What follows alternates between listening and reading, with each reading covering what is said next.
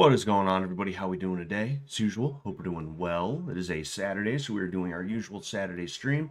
I just scared my dog a little bit. My dog is blind, so he's been a little jumpy lately. He's adjusting to the fact that he can't see as well as he used to. And when I did that, he was like, what?" But yeah, so it is a Saturday night. We are going to be watching UFC fights because there are some good fights on tonight, or at least one good fight. This is a UFC fight night that is being headlined by Charles Oliveira, which is kind of sad because usually when a guy goes from numbered cards down to a fight night, excuse me, usually when a guy does that, that means he's kind of starting to do that. That's what's happening to his career. And that's sad because I've been watching Charles for years, as have many of us, and he's definitely a fan favorite, regardless of how good or bad he does.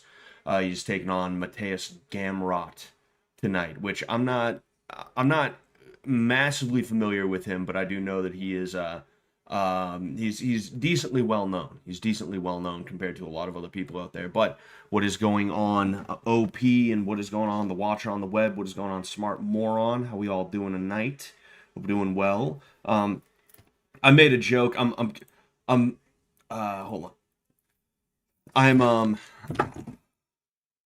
I'm stretching the joke out a little bit. Last night I did a stream. We played Glover on the stream, and I gotta say, that was fun. I had a good time playing Glover yesterday, and we're probably gonna play it more in the future. Glover, a classic 3D platformer from the days of the N64, PS1, back when you used to get PC games on a CD, you know. So we'll start doing that. We'll do more of that, and I think we're gonna have a good time with it. But I named that stream something along the lines of something along the lines of like I forget it. Fuck, I forget exactly what. Oh yeah, shocking my dog until I hit my dono goal or something like that. I'm pretty sure that was the exact name. That was obviously making fun of Hassan Piker. And the Watcher on the web asked what was wrong with my dog. Well, actually, there is something wrong with him. He's fucking blind. He has his breed. He's a Lhasa Apso. His breed has issues, especially as they get older, with vision, where they will have retinal deterioration, so they'll get tunnel vision, and it will slowly deteriorate more and more, so that it just kind of closes in, and they're completely blind. And we just noticed within the last month or two that he's starting to bump into things, and yeah, we got it confirmed. But the joke yesterday and the joke with that wasn't like help my dog. There's literally nothing that can be done for the guy. Poor dude, but there's nothing that can be done. And the joke was like, hey, save my dog from me. I'm gonna get my dog. But anyway, oh, the cousin it dog. Yeah. Who getting their ass beat? Which one of these white boy getting their ass beat? Like Gamrot beat Arman a while ago. Oh, that's interesting. That's interesting. I don't know that much about Arman. I know that he's another one of those like Dagestani guys. The thing that sticks out to me immediately about him is that he looks exactly like fucking Wendigoon. Let me Arman Sarukian, right? And then Wendigoon.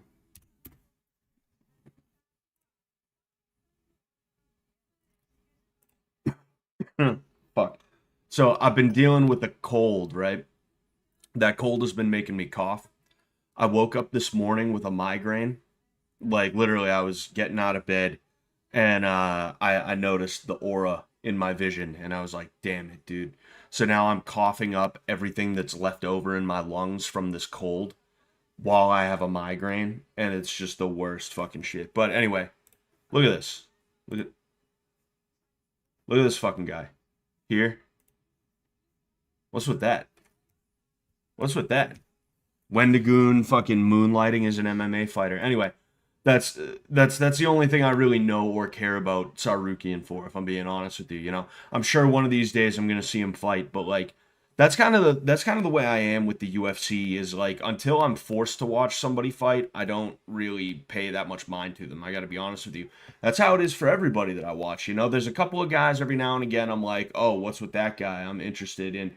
Oh, Davison Figueiredo is fighting tonight as well. I didn't know about that one.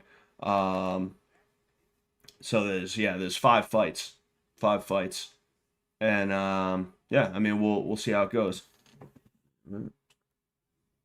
So I thought I recognized one of those names. There's a couple of guys from Brasilia, which is where my wife I almost said where my wife trains out of, where my wife is from. They train out of Brasilia. They're from Brasilia, and you know, when I go out there, I'm probably gonna visit their gyms just to see if I can bump into them. I'll be honest about it. You know, I'm going to those gyms to see if I happen to be able to get some rolls in with some dudes in the UFC that I am aware of. And specifically this one gym because it's a luta livre gym, which I like luta livre because they have a different philosophy on grappling. The thing about martial arts is that when you've done one, you've done them all for the most part. For the most part, specifically with striking arts, when you've done one, you've pretty much done them all. It's pretty easy for a guy who's only ever done boxing to learn how to kick, and now he's a kickboxer. When you take that guy who now he's a kickboxer and you teach him how to do elbows and knees and the clinch and everything like that, and maybe sweeps, now he's a knock moy, right? It's so easy once you know one to just get good at the other one because really the big difference other than some rule set changes is in the philosophy in what they're doing and why they're doing it and how they're doing it, you know. And grappling is especially like that, and that's one of the things that interests me about luta livre is because Brazilian jiu-jitsu, I mean, don't get me wrong, it's been kind of sissified to a degree where you know, and I talk about this at least once a stream, especially when it's these UFC fight streams. um like Jiu-jitsu has especially been sissified, right? There has always been a big emphasis on like, oh, if you end up in the guard, work from the guard and all this other stuff, right? And there's not necessarily anything wrong with that, but what that has transformed into nowadays is pull guard and exclusively work in the guard, and try and get submissions from the guard and try and sweep and all this other stuff. There's no shoot in for the takedown anymore. There's none of that. Luta Livre is kind of the opposite of it, where instead of just a pure judo rule set that they kind of came out of, they came out of more of like a catch wrestling, which catch wrestling is European grappling. It is you know, modern day catch as catch can is from Britain. It's from England specifically, and it spread to America, and it became the dominant form of wrestling at one point in America, and that's where collegiate wrestling popped out of. That's where freestyle popped out of. That's where you know, pro wrestling, for instance, pro wrestling popped out of that. You know, um, oh fuck, man. Doesn't help that I'm doing a bunch of talking. I need to wet my whistle here. I got to get a fucking water and make sure everything's fluid, make sure everything's lubricated. You know, I got to lubricate. But oh yeah, one second. I'm just checking something here. I got to make sure because my wife is fucking being over communicative with me.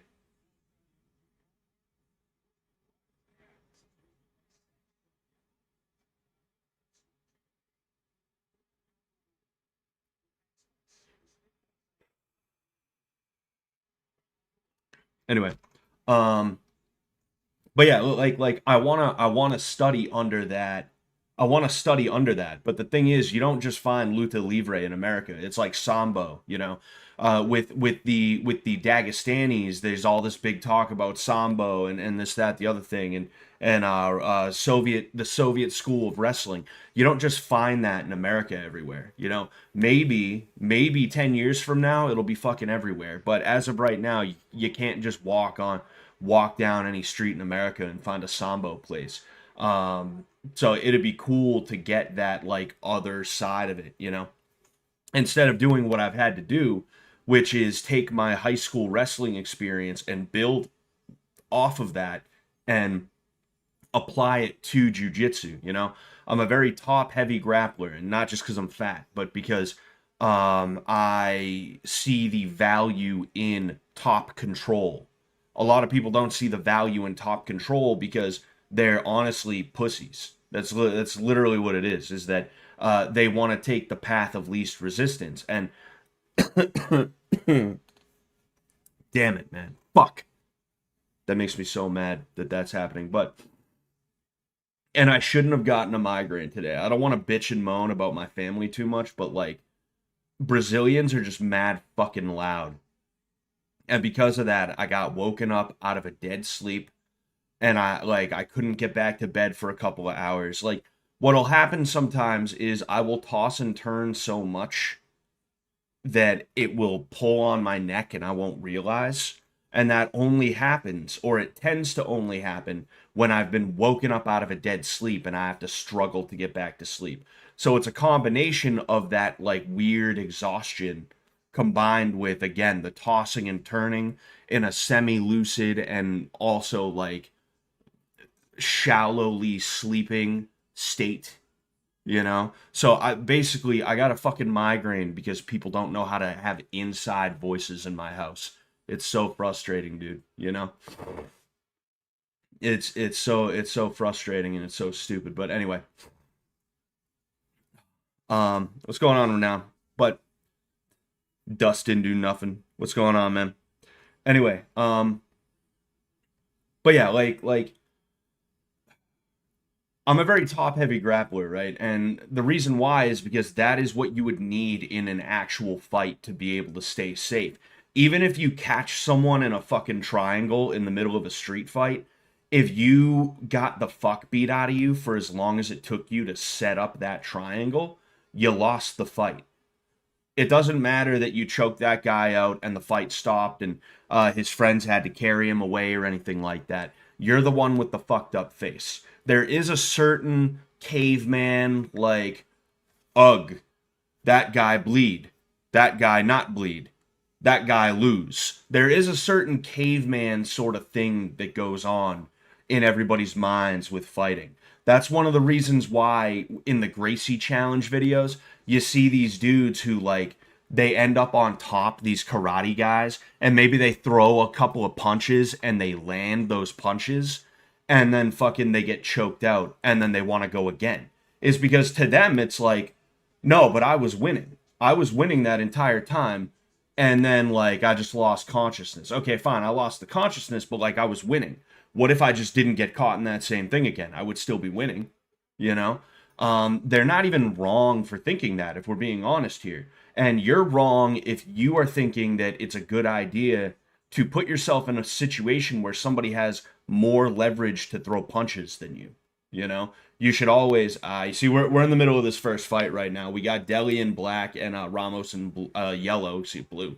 Ooh, Ramos has a knee bar. We're gonna see if he can finish this. Wow. Okay, that was quick. I was just gonna fill you in on what happened. Fucking Deli took Ramos down with a caught kick, and Ramos has a knee bar, but it looks like, oh, no, it looks like Ramos is, it looks like Deli is going to get out, but we're going to see if he can get a toe hold or something like that. Oh, no, the leg's outstretched again. Legs outstretched. This is not looking very good. Oh, no. Okay, so there's still a leg entanglement here. He's still got 50. Ooh, is he setting up a, you see and Deli, Ofley, what the fuck? That looked like Deli. That looked like fucking Deli. But no, it's Ofley. Ofley is now in the backpack position. He's got the back take, and he is trying to work for... This is actually, as far as grappling... Ooh, that was a fence grab on Ofley. That was a cute little fence grab on his part. Right, action right away in this fight. I'll give him that, you know, and it's grappling action, you know. But, so what happened was Ofley caught a kick from Ramos, it looked like. He took him down with a treetop, which is when you lift somebody's leg up high to the point where they simply cannot keep standing. They fall over. And somehow Ramos ended up snatching a leg from Ofley, and he had him in a knee bar. He was trying to work from, the leg entanglement. and Ofli was able to survive, and now he is backpacked on top of a standing Ramos who has him pinned up against the cage, and Ramos is hand fighting right now to try and stay alive. He's doing an all right job at it, but not a good enough job, if I'm being honest with you. You know, it's only a matter of time until he gets caught if he doesn't get out of this position. He really needs to focus on getting out of here, but it is tough. Obviously, easier said than done because Ofli has a body triangle. Body triangles are pretty hard to get out of, you know?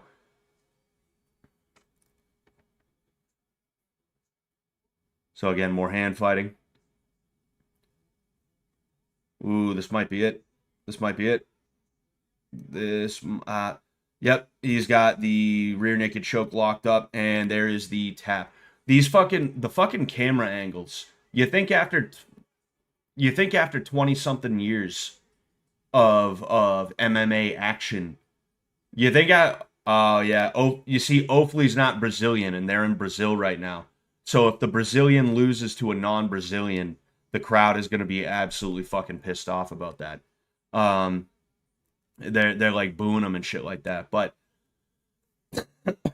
um, anyway, what was I gonna say? Fuck, I literally blanked on what I was gonna say a second ago. I blanked on what I was in the middle of saying. Oh yeah, you would think after over 20 years of MMA action, the UFC or the guy whose job it is to figure out like what camera angles should be used, he would kind of know like, oh, switch to this one.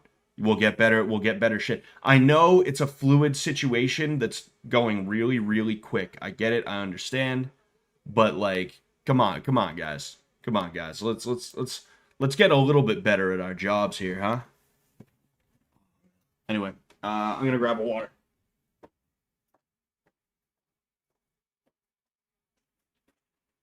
Newbie.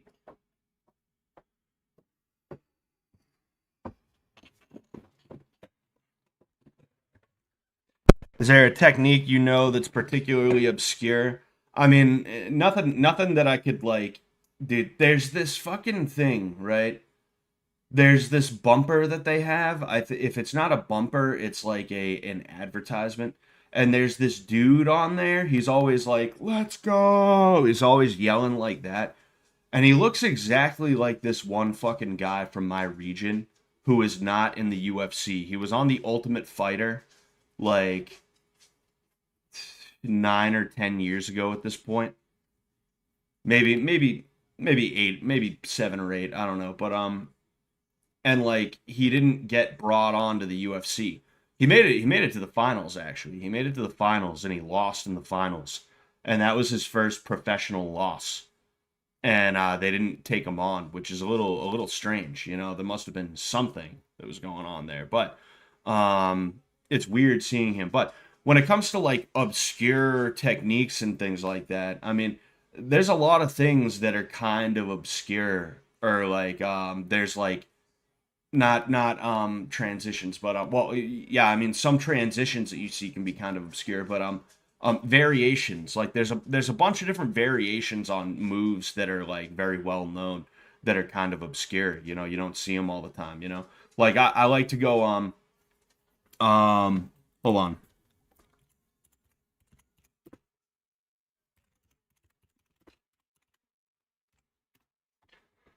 I want to see if I can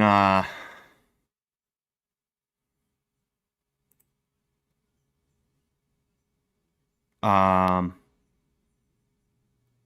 okay, yeah. So I'll go here. One moment. So right here, right? If I ever get caught in here for an armbar, for one thing, I'll try to break the grip, right? I would be this guy. This guy would be the guy that I'm armbarring, right? I would try to break the grip, and there's a couple of different ways you can do that. A lot of the time, it involves you utilizing one or both legs to push on this arm and then pulling on the other arm, right?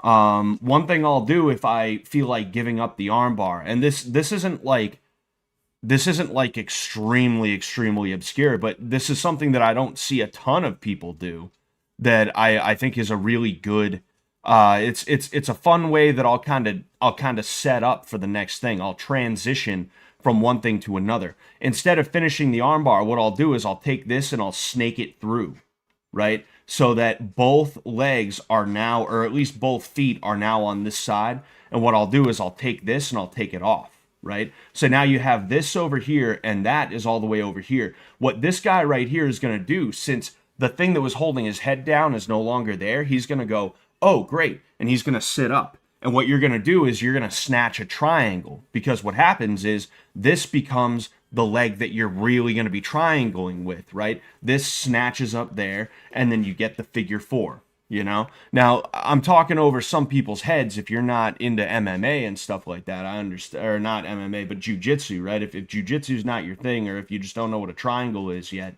you know, but if you are into jiu-jitsu and you're having trouble with your arm bars, if you're able to get that leg through, you know, you can, like I said, you can transition into that triangle, you know?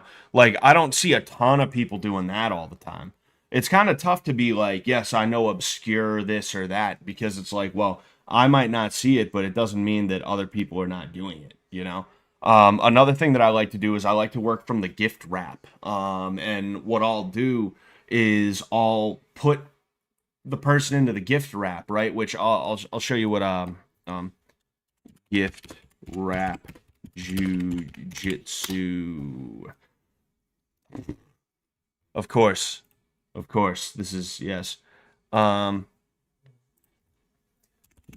gift wrap.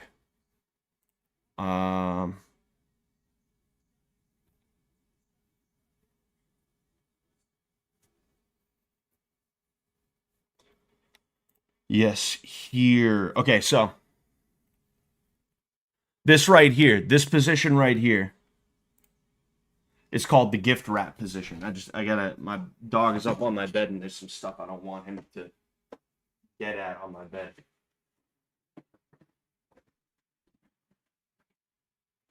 Newbie. Oh, good boy. You're a fuckhead, though. You're a fuckhead. Anyway, like, the gift wrap is more of a wrestling thing. You don't really see the gift wrap in jiu-jitsu a ton. And I'm not saying that you don't see it in jiu-jitsu at all. I'm not saying you don't see it in no-gi grappling.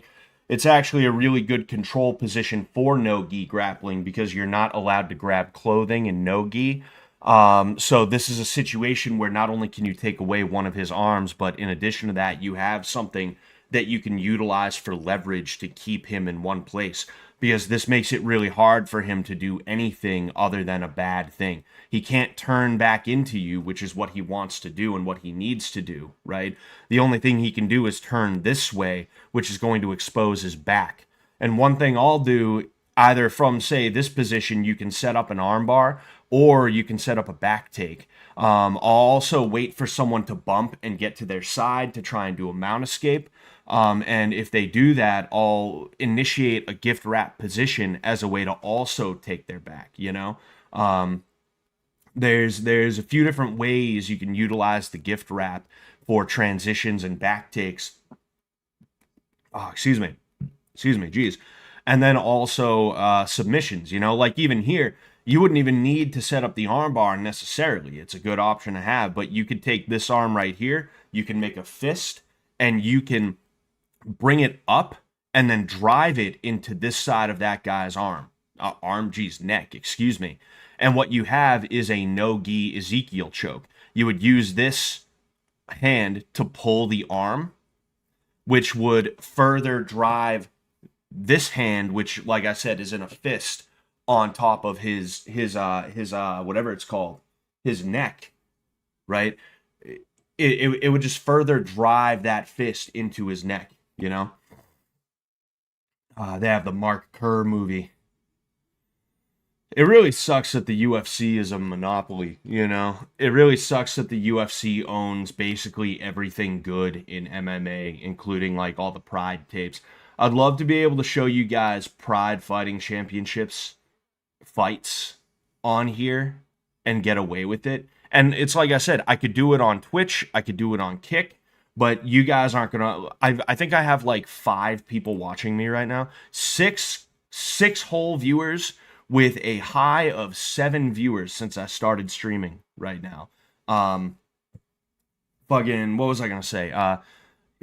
Even all 6 of you are not gonna follow me to Kick or Twitch for like a 24-hour stream or a stream where I go over old fights and stuff like that. I know that you guys aren't that interested. I get it, you know.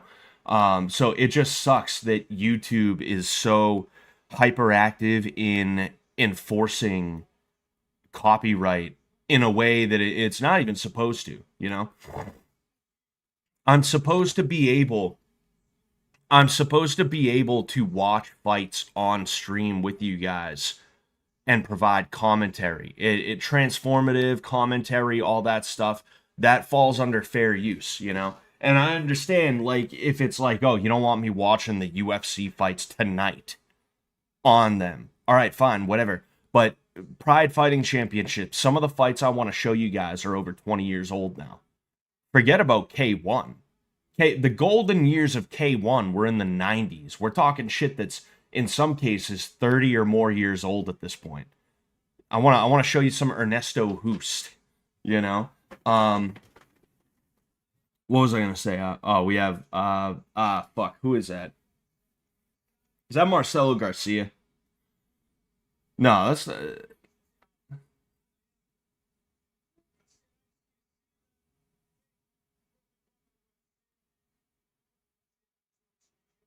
oh boy. I didn't I at first glance, why am I forgetting his fucking name right now? Jose Aldo, that's who it was. I glanced at him for a second and I was like, who is that? But no, I'm literally not used to seeing Jose Aldo with a fucking shirt on. I think that's seriously what like confused me, but apparently he's retiring right now. They're allowing him to walk out and put gloves in.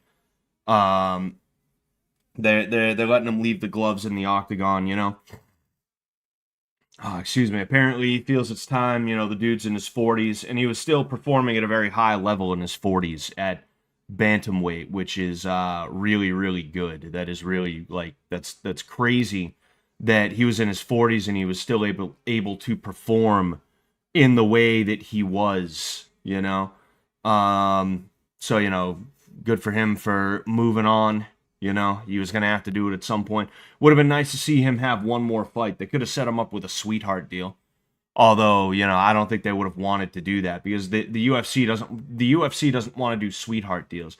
I really thought that was Marcelo Garcia at first glance, and I shit you not, I think it's cuz like why would I have expected Jose Aldo to walk out in plain clothes and drop his fucking shit? I figured it was a situation where like maybe Marcelo Garcia was like here to fucking he was here to be like, so I know I have fights with One Championship, but I am coming to UFC BJJ after my contract is up. Fucking I'll show you though, right? Oh. Um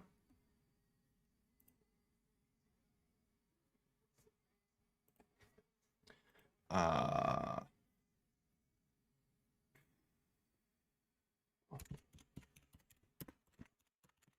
um,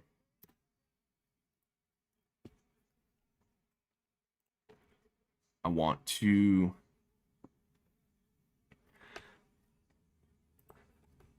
like this to me looks just enough like what I saw there. I was like, "Oh, is he bald now?" Huh. Weird. Jiu-jitsu practitioners be like, "I got him in an Oy vey choke. I got him in an Oy vey choke." Um Maybe you mentioned it and I just wasn't paying attention, but is judo not an option in America? Judo's an option in America, but why would you want to do it other than just really liking judo, you know? Like with Sambo, you can transition into MMA pretty easily, jiu-jitsu, wrestling. Like you can play around with those and make them work in MMA. But with judo, it's not nearly as easy to do that. And the reason why is because judo does not have a ground fighting component in the way that all those other martial arts have nowadays. It used to be a lot more robust in even the takedowns that you could utilize. But judo decided to narrow itself down because they wanted to preserve what they felt the sport was meant to be about, which is totally fine. That's all good. But any judo, practitioner that is out there in MMA is also doing and training with jiu-jitsu guys. And you don't see jiu-jitsu guys who are like, "Oh, I'm going to do some MMA. I better get into a judo dojo." You don't see that, you know? So you'll have dudes that are like high-level judo guys, Satoshi Ishii was one. He fought like he fought some big names and he lost to most of them, right? This was a dude who in 2008 he won, I think, like a silver medal at the Olympics or something like that. You had Ronda Rousey, who she was around in the early days of women's MMA, where women did not know how to deal with such a high level grappler. Now, like Ronda Rousey, if she came into the sport today, don't get me wrong, she would be in the upper echelon of the sport, but she would not have had the devastating run that she did in the early days of the sport. It would not happen. There's too many women that are too well trained nowadays. And even then, women's MMA is still not that good. Women's MMA still lags greatly behind men's MMA. And that's why one of the, like, I'm noticing, you used to see like a female fight on a main card at least like once a card or like once every other card. Granted, I don't watch every single fucking card, right? I don't watch every single card, but I can't remember the last time I've seen a women's MMA fight on a UFC card. And that's because the UFC is a business and nobody in women's MMA is exciting right now. Even women that I personally would be interested in, like a Zhang Wei Li or if Amanda Nunes came back, or Valentina Shevchenko or something like that. Even women that I'm interested in, because I respect I respect their game. It's like they're just not that exciting. They're getting older. There's not as many matchups for them that are good. You're just not seeing like women. I'm not saying women's MMA is on its way out, but it was like when it first made the grain, it was front and center. It was part of the product. Now it's almost like the WNBA of the UFC, where it's like, aha, isn't that cute? You know? I really think women's MMA and like bare knuckle boxing and boxing is kind of a fucking crime anyway. I was thinking about that recently because it's like, okay, fine, they're grown women, adults, let them do what they want with their bodies, that's fine. But like with women's MMA, 9 times out of 10, the woman with more testosterone is going to win. So you're in a situation where either A, one of the women is naturally a high T woman, so she's going to win, or B, one of the women has more or better supplements, and she Mario Pinto. Oh fuck, damn. Or you're in a situation. The reason why I stopped on that is because I thought it said Maria Pinto, and I was like, oof, poor guy. Um, but yeah, like women's MMA is like a crime because it's a situation where whoever has the higher T levels is going to win. And I don't think that's cool if I'm just being completely and totally honest with you, because either A, it promotes cheating or you're going to get beat up, or B, it's just a situation where it's like, well, skill doesn't matter nearly as much as whether or not you have a little bit of fucking hair on your upper lip, you know? And that to me is disgusting. Like that's something I'm not a fan of with BKFC. I actually I actually used to enjoy the women's fights in BKFC because they'd kind of let each other have it. You know, like they put on some exciting fights. But then Christina Ferreira became one of the women's champs, and I was just like, dude, fuck this. Fuck this shit. Every fight, she's dressed like she's fucking Conor McGregor. She's in like a fucking wannabe suit, you know, and she's got the sunglasses on, and she accuses every one of her opponents of like being a whore, being a slut. It's like, yeah, well, you like dick. It's like, yeah, she's a woman. I would hope she likes dick. Unlike you, you fucking fucking bull ass bitch. You fucking bull dyke bitch. Get out of my face. It's like, shut the fuck up. You know, you will never beat a man. Stop trying to be a man, and stop trying to fucking sit there and be like, what, you like guys? You're a slut. Yeah, yeah, you're a whore. It's like, shut up. You know, it's like woman versus woman on testosterone, who, even though she's on T and it's pretty much a sure shot that she's gonna win this fight, fucking, she's never gonna be able to compete with a man. So it's like, what's the point? And shut up. You know, women's MMA is so brutal. It's just fucking, it's stupid. You know. Oh, there's a blast double from Pinto, and he gets the takedown on Diniz. The Burger King Fight Championships. Yeah, the Burger King Fight Championships, as opposed to what we're watching right now in the UFC, which is the overweight division. This is we're watching the KFC right now. Ooh, that was a nice takedown from Pinto as well. That was a nice little outside trip there. So right now, Pinto has side control. He's using a body lock to maintain that position. Side control. Oh no, he purposefully gave up the half guard. You know, you see, dudes will purposefully give up half guard on top, right? And the reason why is because it's actually a better control position than side control. I was about to say that side control is a tough position to maintain. So when a dude on top is willing to give up the half guard, you should not take it. You should just let him raise his leg in the air and use that as a means to try and escape. Not be like, oh good, he's giving me the half guard. Teehee, like just right there. Fucking, he ended, you see, we had a mount, and he tried to escape by going into a leg entanglement, but he couldn't cut it. But like, what I was saying is, you saw Pinto, he ended up out of the half guard. He put his leg in right away as soon as he ended up out of the half guard, because he knew, like, oh, it's actually harder to keep this guy here. Now he's in a mount. He stepped over from the half guard into the mount. And that's another thing, is like, if you're going to allow a dude to put himself into the half guard, you might as well make it a half guard that's going to benefit you. Don't make it a half guard where you're flattened out and he's on top of you. You got to go. And this is always easier said than done, obviously. Obviously, it's always easier said than done. But you got to go into a position like this where he's got a knee shield up, right? And he just got flattened out again. But you want to try and get the knee shield. You want to try and go to a guard position or stand up. You know, you can't allow yourself to just be, like, flattened out like that, you know? Oh, excuse me. I liked watching Shevchenko fight. Yeah, Valentina Shevchenko is a technician, you know? It was fun to see her fight. My wife sent me a voice message, so I'm gonna go ahead. I'm going to pause the audio for a second.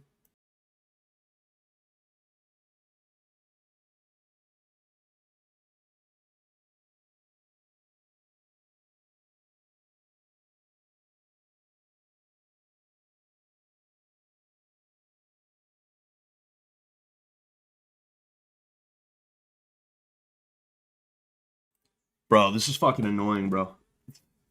Fucking, there's too much action for me to respond to my wife right now. I gotta be honest with you. So we have an Americana position right now from Pinto. Pinto is in an Americana, has an Americana on Diniz, and it is, these transitions are kind of crazy, you know. He doesn't have the Americana anymore, but he's got the arm isolated, which is good for him because he can use that to try and go into either another Americana or maybe a Kimura or even a straight armbar. He gave that up.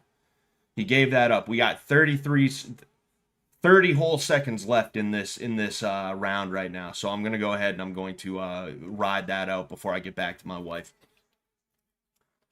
So right now, again, Pinto in that half guard position. Diniz is just kind of hanging on for... How do you say his name? Is it Diniz? Dinez? Diniz? Diniz? How?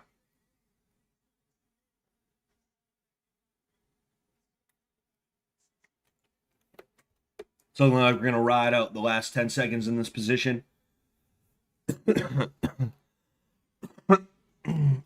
Excuse me. All right. Hold on one sec, gentlemen.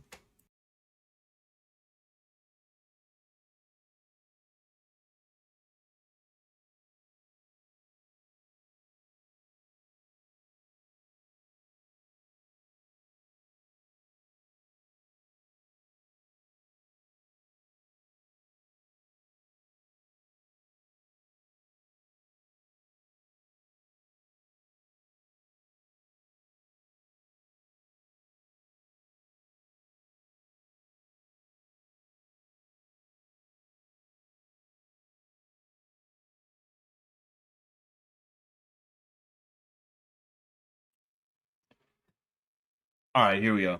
So I really don't know anything about either of these guys. I got to be honest with you. You know, like this is the first time I've ever heard of any of them. Oh man. Anyway, my abusive alcoholic father has the best ground and pound I've ever seen. Yeah, yeah. It's nothing quite like Dad, huh? Oh, excuse me. They should add atom weight to the women's division. Are you talking about UFC or are you talking about are you talking about UFC or are you talking about BKFC or both, you know? Yeah, I mean, I don't know how many women are fighting there. Oh man. Like I know there's Invicta FC, which is all women. Like it's literally an all-woman MMA card, and it is exactly as bad as it sounds. It is terrible. You know, there might not be any women at atomweight. Ooh, there is a takedown attempt from Pinto. It does not happen. He has an underhook, and Diniz is driven against the cage. They are trying to fight for position right now, and that is now a double underhook. He has the body lock, and Diniz is trying to swim to break that body lock. So we have over-unders right now, both of them. These guys are heavyweights, so they use a lot. Ooh, that was a nice takedown from Pinto. Few pretty good takedowns from Pinto this fight, you know. What's going on, Admiral Wackass? I know I already answered you in one form, but you know I saw you said hello, so want to say hello back.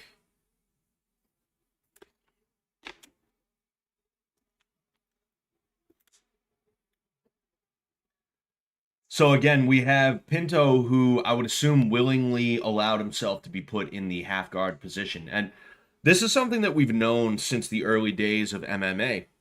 You know, Mark Coleman, they used to call him the Hammer, and it's because he was that good with his ground and pound. He was considered to be like the father of the ground and pound, right? And he would take you down and purposefully, and I would be able to show you this if I could show you Pride Fighting Championships again, because he did this in Pride. But he was also in the UFC in the early days, you know, back. I don't know if he was there during the tournament format, but if he wasn't, it was like right after the tournament format ended and they started doing like, you know, bouts, the bout system, the cards or events system. But what's it called? Like he used to take dudes down. He used to give up. Ooh, okay. There was almost a sweep. There was almost a reversal from the bottom. We had Diniz who tried to explode and roll, but it did not quite work for him. And now Pinto took his back for a second and broke him down. He is in sort of he's in a mount position right now. Diniz is trying to hold his head down so that Pinto cannot posture up and throw. There's an elbow followed by an attempt to break his grip, which works. Ooh, there's a 12-6 elbow right there. 12-6 elbows are like really like, and you can see there's a cut right here from where Deniz just got hit. I was gonna say 12-6 elbows from the mount are really gonna change things. Oh, maybe it wasn't a 12-6 elbow. Maybe it wasn't a 12-6 elbow, I guess. But 12-6 elbows are gonna make ground and pound a lot more annoying and a lot more dangerous for the dude on bottom. You know, it's really gonna suck. We have Pinto, who almost looks like he's trying to go for mother's milk, which is like a fucking annoying submission. It's literally just you're fat. That's what mother's milk is. It's when you smother somebody with your titties, you know. Which like it's one of those things where it's like we might have an end to this fight right here. We have a minute left, and Pinto is kind of landing at will right now. Deniz is not really intelligently defending right now. He's just kind of getting hit. And that is the end of the fight. The very portly referee steps in and calls an end. That was an alright fight. That was decent. You know, I enjoyed the takedowns. I enjoyed the actual action on the ground. That was fun to see. There was some good transitions, you know. But uh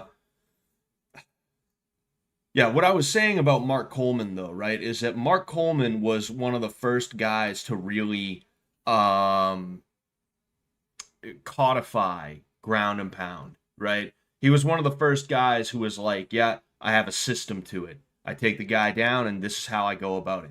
And one of the ways he would do it was he would purposefully put himself in the half guard position, knowing that it did a couple of things. One, it made it a little bit harder for the other guy to escape. But then two, it also put him in a position where he was lined up just right to attack certain areas of the body. And one of those things that he would do is he would headbutt you, right? Now, that's not illegal anymore, but the fact that he could allow himself to get put in a position which is actually by jiu-jitsu standards not considered the best position for him to be in. Like he should be trying to get out of that position for all intents and purposes, according to the way we think of jiu-jitsu. He puts himself in that position and he wins the fight from that position, just being able to utilize that ground and pound and taking away the other person's ability to escape, you know?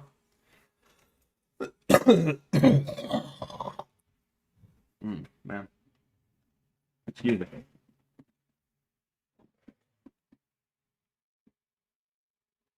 Man.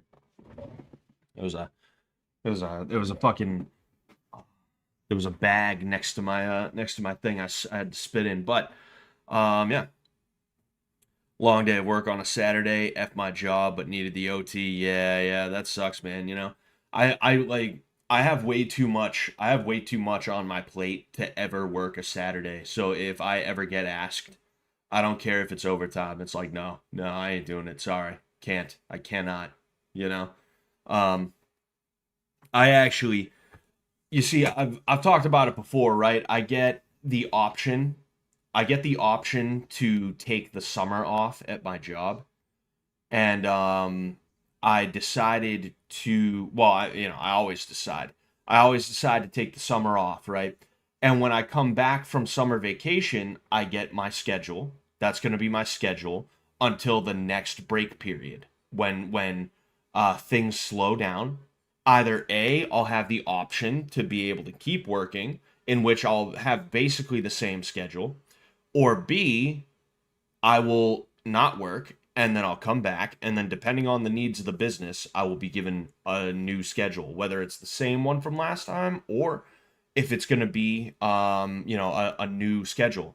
This time I'm pretty sure they wanted me to work Tuesday through Saturday because that was the first week. The HR lady, who never knows what the hell is going on anywhere, anytime, comes up to me and she's like, "Hey Scott, I just want to know, like, what was your schedule supposed to be?" I straight up fucking lied. I was like, "Yeah, pretty sure it was supposed to be Monday through Friday, this time to that time." And she was like, "Okay, I'm gonna put it in for that."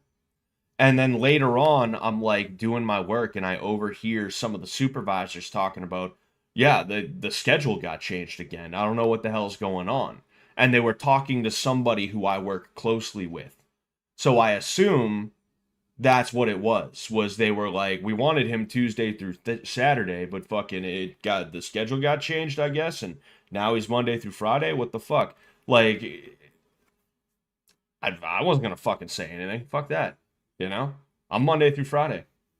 You want to fight about it, we can fight about it. But they didn't want to fight about it, so now I'm just working Monday through Friday. You know, you have a lot more you have a lot more ability to like bargain and bully your manager than you realize. You know, when you're in a situation where nobody wants to do your job, oh, they gave this dude his brown belt. That's pretty cool.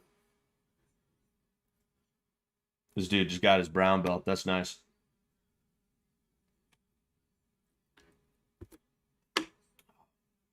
Man. I remember getting my brown belt. Obviously, I remember getting my black belt. It's sitting right over there right now. The black belt that I was given, and then I have, the black belt that I bought myself as a reward for getting my black belt that I had embroidered. That's the one that I use mostly. It's weird to me knowing that like I got my black belt, so I'm never gonna get another belt unless I live another 31 years. The way it goes in jiu-jitsu is white, blue, purple, brown, black. So this guy's a brown belt. The next belt he's going to get is a black belt probably a year or two from now if he really keeps up with it and he really does a good job. Um, and like after you get your black belt, you can get coral belts where you have white and red and then black and red, or red and white, red and black, and then you have a solid red belt. But the thing is, you're not actually eligible to get a coral belt until 31 years after you get your black belt. And that's one of the things that I'm really upset at my MMA coach for is me getting my black belt was a very political thing. Like 2 years ago, I heard from somebody that the plan was to give me my black belt then, you know. Um I was supposed to get my black belt like a year and a half ago, right? And I didn't get it because my coach just decided randomly, actually no, I'm not going to give it to him now. There was no reason for that. If I'm ready for my black belt, I should get my fucking black belt. But he didn't want to give it to me for one reason or another, and it was definitely because he felt like he wanted to hold something over my head, or like he wanted to try and squeeze me for something, knowing that I'm sitting here like I want my black belt, I want my black belt. I better keep better keep him happy, or else I might not get my black belt sooner. So now, I get my black belt. I'm 30 years old, which means I'm only going to be eligible for a white and red belt when I'm 61 instead of like in my mid to late 50s, which that matters. That makes a difference. Assuming I even continue training in a way that would warrant that, you know. Not even training, like you just have to be involved because like when you're in your 50s, you don't need to be like training, but you kind of switch over to a strictly coaching role and you just keep involved with jujitsu. And that's how you get dudes who have like solid red belts even though they're in their like 70s. Um but yeah, like I will never have a solid red belt. And that is something that honestly I kind of was always like, man, that'd be really nice. Because I started jujitsu when I was like 17, and granted, there are reasons that are my fault that I didn't progress. I did not put in the work that I should have put in from the get-go, and that's my fault. But I noticed, and again, this is one of those things where I'm saying, learn from me. If you're getting into martial arts, learn from me, okay? I noticed that when I got out of my own way and I stopped fucking around, I stopped being an idiot, and I like really applied myself and I dedicated myself to making sure that I was like doing the work the way that I needed to do it. I noticed that I only improved a little bit because the people that were surrounding me, the people I was surrounded by, oh, Vicente Luque is up next. The people that I was surrounded by did not have my best interest at heart. you know. That's really what it is. That's really what it was, you know. Um, so learn from me. Understand that not everybody you're gonna meet in life, and that includes in martial arts when you're like 17 years old, is actually gonna be that good of a guy, you know, because you will find out. Ooh,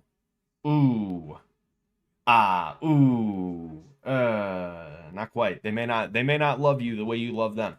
They may not love you the way you think they love you, you know? There's a name for gyms that give out black belts easily. I think it's called a McDojo. I don't know of a single jujitsu gym that I would classify as a McDojo.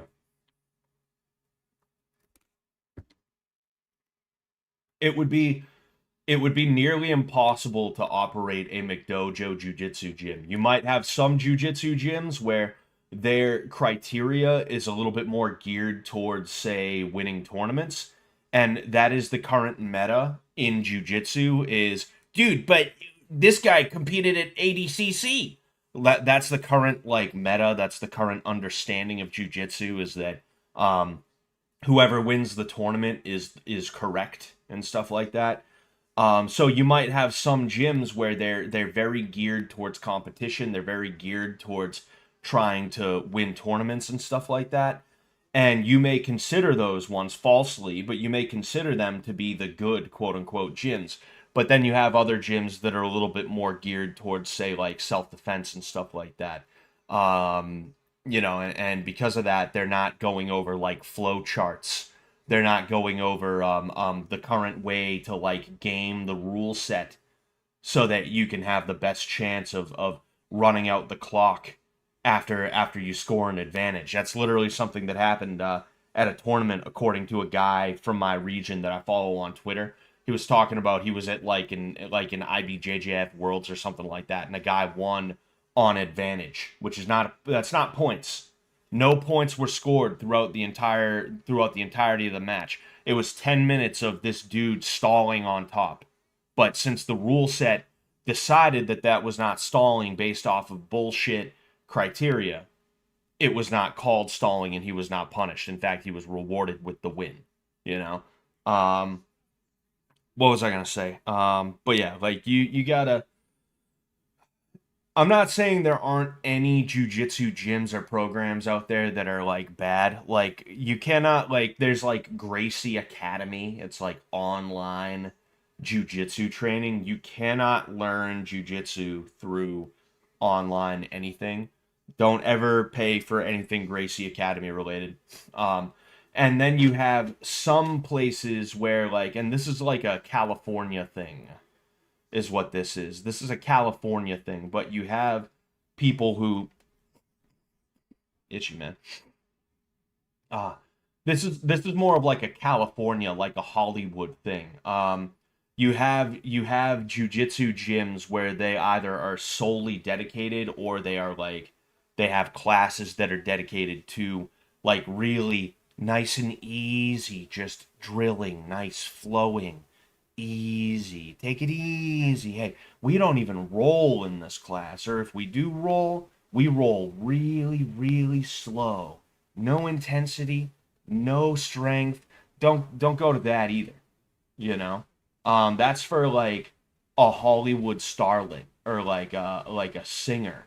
It's like Lady Gaga decides she wants to do jujitsu, but she doesn't want to take a chance of like getting like fucking mat burn on her face, gi burn on her face, and then she has to go to like a red carpet thing. That's what that's for, is people who their lives, their livelihoods depend on their ability to be pretty. So even if they want to do jujitsu, they're like, oh, but like, what if I get bumped in the head and I have a bruise? You know? Fuck. Um, Got to keep peeps that are bad influences at arm's length, even if they're your bro, etc. Yeah, yeah, it took me too long to figure that out. I didn't grow up with a lot of love, and what we tend to do in life is we look for whatever we didn't get when we were a child, and that's why you see like certain archetypes that sort of that pop up sometimes, right? And I'm not saying it's always true, but like, you get like you get the rich kid. Like, did anybody else have this kind of situation happen? You had a bunch of kids at your school who they dressed like punks, they dressed like hipsters, and then fucking you like you had to like this happened. There were these kids in my school who would act poor and they would dress kind of poor, right? They would dress like punk rockers and hipsters and stuff like that, right? And I would deliver Chinese food. I used to deliver Chinese food back in the day. I get a fucking delivery and I check the receipt and I see their name on it. I see a name that I recognize and it's theirs. So I have to go deliver Chinese food to their house. I get to their house. It's like a fucking 4-story McMansion. And I'm like, what the fuck? You know? Like, those people were looking for feelings of legitimacy based off of, like, not being rich or being poor. And that's why they were trying to project that front of, like, yeah, dude, I listen to this band. Dude, have you ever heard of Blood for Blood, dude? Dude, I come to school in my battle jacket, dude. Like that's what those people would do. My thing was I didn't experience a lot of love when I was a child. Because of that, I went looking for love all throughout my childhood and my adulthood. And I had to learn to love myself. That's what I mean to do. But and when you end up in a situation like that, it's really easy for you to fall into the clutches of shysters and people who just want to use you for bad things.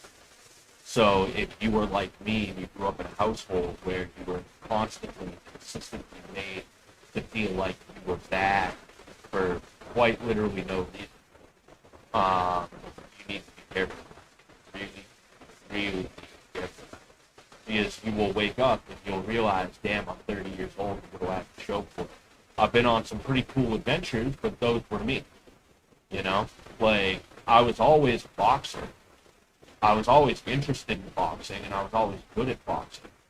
Like, me ending up at the MMA gym that I ended up at, that didn't allow me to be in a situation where, like, I was able to get on fish tank.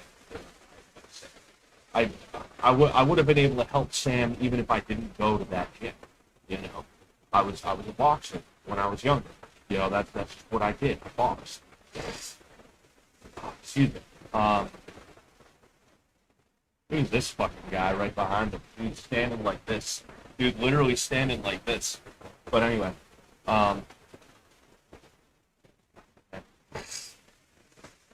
Sorry.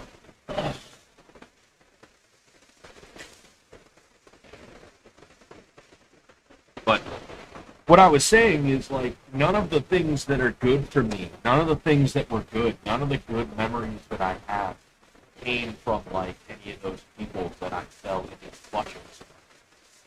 That activist shit that took place, I was only able to take part in that and meet Aria and all these other guys that I would meet, they would turn around and be like, hey, you ever hear of Sam Hyde? You should check out his stuff. Which would then put me in a situation to know who Sam was, so that when he wanted to fight Hassan, I could pick him up in the first place. That only happened because about, like, 7 or 8 months before that, I got kicked out of my gym. Like, if I didn't get kicked out of my gym, I would have been like, nah, dude, I got this MMA thing. I'm still trying to figure out. Fucking, I can't be going to, like, I can't be going to, like, fucking stand up there. So I ain't got the time for that, dude. Like you will find that if you just learn to chill out and be okay with being alone and deal with the loneliness that sometimes pops up, because you will feel lonely. But that loneliness will never be so bad that you absolutely need to do something about it, to the point where you again find yourself falling into the trap of somebody else.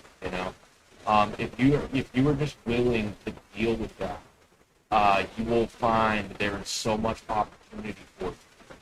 There is so much opportunity. There are so many things you can do to take care of yourself, to make sure that you're doing well, and there's so much growth that you can feel, or not feel, experience. You can feel it growing. You can feel it growing. there's so much growth that you can experience. If you just are like, okay, so whatever, mommy and daddy didn't give me enough fucking who fucking who, let's just live my life. Instead of thinking, oh, but like, I'm sure I'll find somebody who cares. Mike's fucking having coffee. Of course it is. Sorry about that. How is it now? Let me check. Let me check.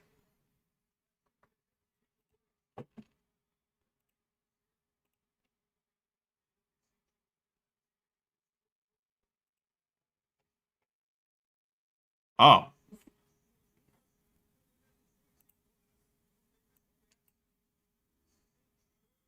All right. It sounds good now. I don't know what the fuck that was. That was crazy. I think I just need some new equipment. I've had this equipment since 2023, and it was used equipment that I got from Richie, of the 9-9 gallery fame. So yeah, I probably just need some new equipment. But yeah, so this fight started. It's Vicente Luque versus some guy named Alvarez, who's apparently German. Whatever. But yeah, so Alvarez is in the black, and Luque is in the yellow, and we're gonna see how this goes. But yeah, what I was saying before that, before the mic started fucking up, I just want to finish that point because it's probably one of the more important things that I could tell you is like if you are like me, you didn't experience love growing up, like it's much better for you to just accept that it happened and not go looking for that kind of love from people. Because for one thing, you're not going to find it. But then in addition to that, if you just put up with the loneliness and the anger that you will occasionally feel and you don't make bad choices because of it, you're going to find so many opportunities to do good things for yourself, and you're going to find adventure, and you're going to find love from people.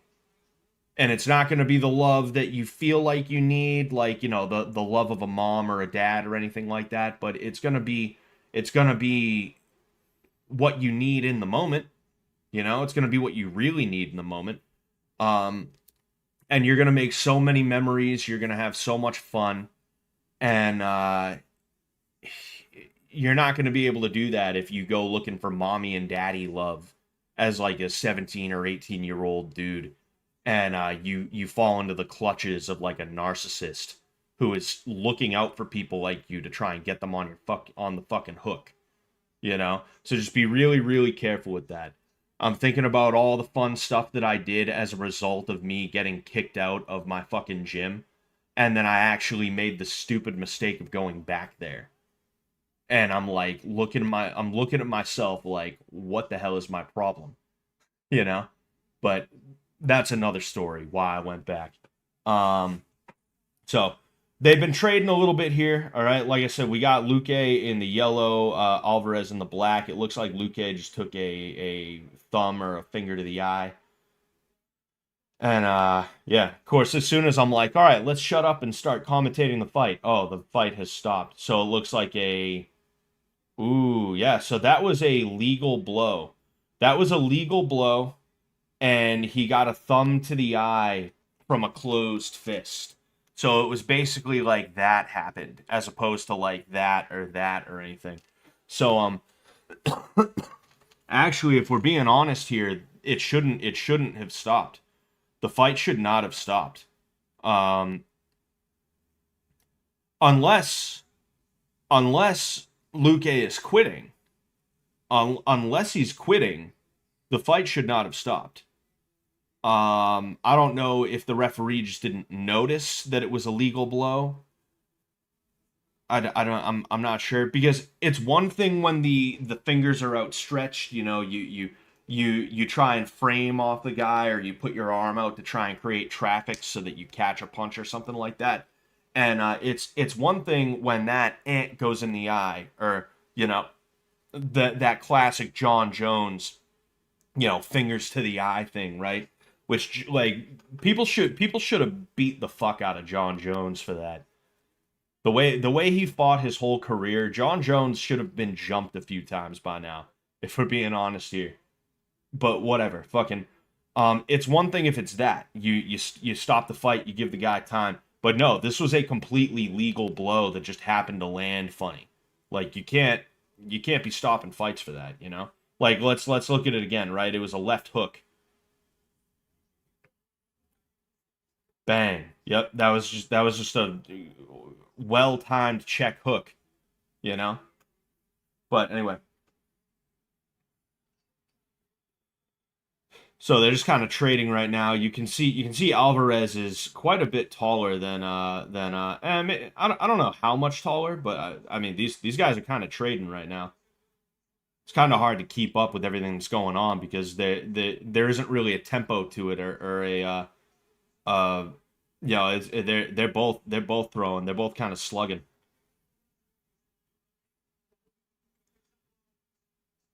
So Luque is trying to get in. Ooh, that was a nice overhand from Luque. But Luque is trying to get in. But the thing is, like I was saying, Alvarez is a little bit longer than he is. So because of that, it's easier for him to win those exchanges. There's a wild left hand from Luque that misses. Jab that misses from Alvarez. Jab that appeared to land from Alvarez. What's my dog doing? Hey, hey, dummy. What are you doing? Go down the stairs. We bought some steps for my dog to be able to get up and down from the bed when he feels like. There's a pawing jab from Alvarez. Front kick from Luque that I don't think landed.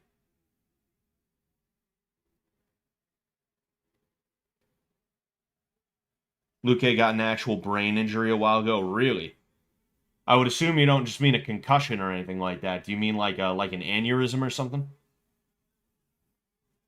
Ooh, that was a slapping right hand followed by a left hand from Alvarez. I think at least one of those landed. There was a kick attempt from Alvarez, a front kick, but Luque seems to have caught it. There's a left hook and a right hand to follow up from Alvarez. They get deflected.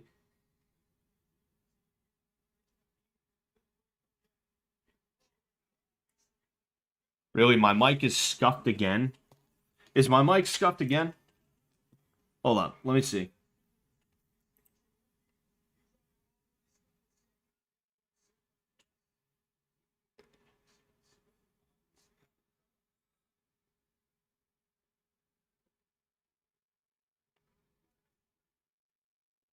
What's going on, Super Ouija 901? 9001.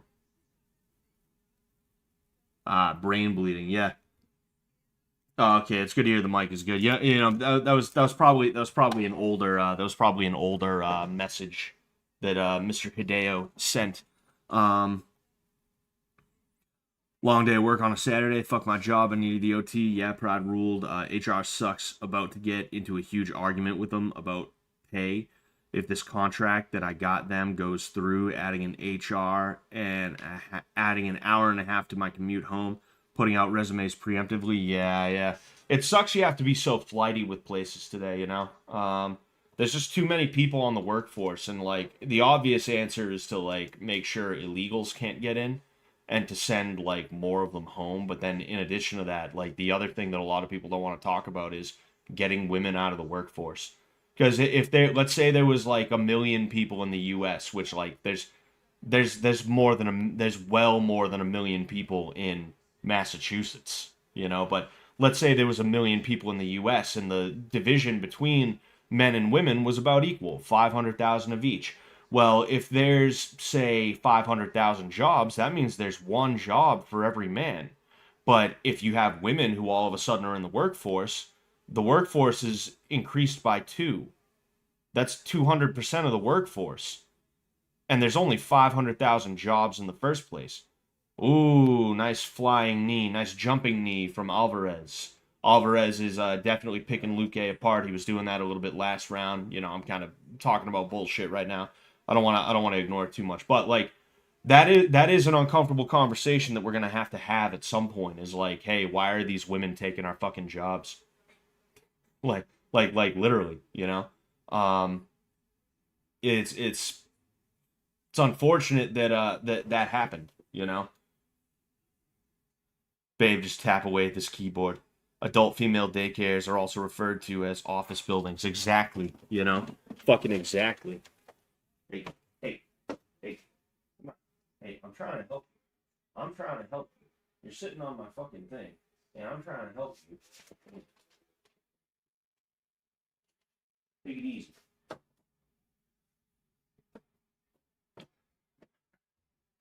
He's so blind, he doesn't know how to get off the bed anymore. He can't jump because he's too afraid, and he doesn't exactly know where the steps are. So, I've been talking about bullshit. It looks like, oh yes. So Alvarez has a Darce choke on Luque, but Luque just got out. I don't even know how they got there. I've kind of been fucking around with this fight, and it's been a good fight. So I guess I better shut up until the end of the round at least. We have a little under 3 minutes left in this fight. Alvarez is on top, and Luque is turtled. Luque just got to his back. This is not a good position for Luque to be in. He's kind of he's got a hook in, but then it's hard to describe the position that Luque is in right now. You know, it's almost kind of like a leg drag position, but not exactly. He's just not in a good spot. He's like inverted, and he was just inverted with his left leg stretched out, and now he's finally out of that position. He's trying to use a knee shield to protect himself and then get up, and it's not working very well for him, you know. Ooh, you're seeing 12-6 elbows to the thigh, to the outer thigh from Alvarez. Again, this is one of those ways that you're going to see 12-6 elbows kind of change. Ooh, that was nice. You see a staple on Luque's right arm, which made it so that he could not defend punches and elbows as easily.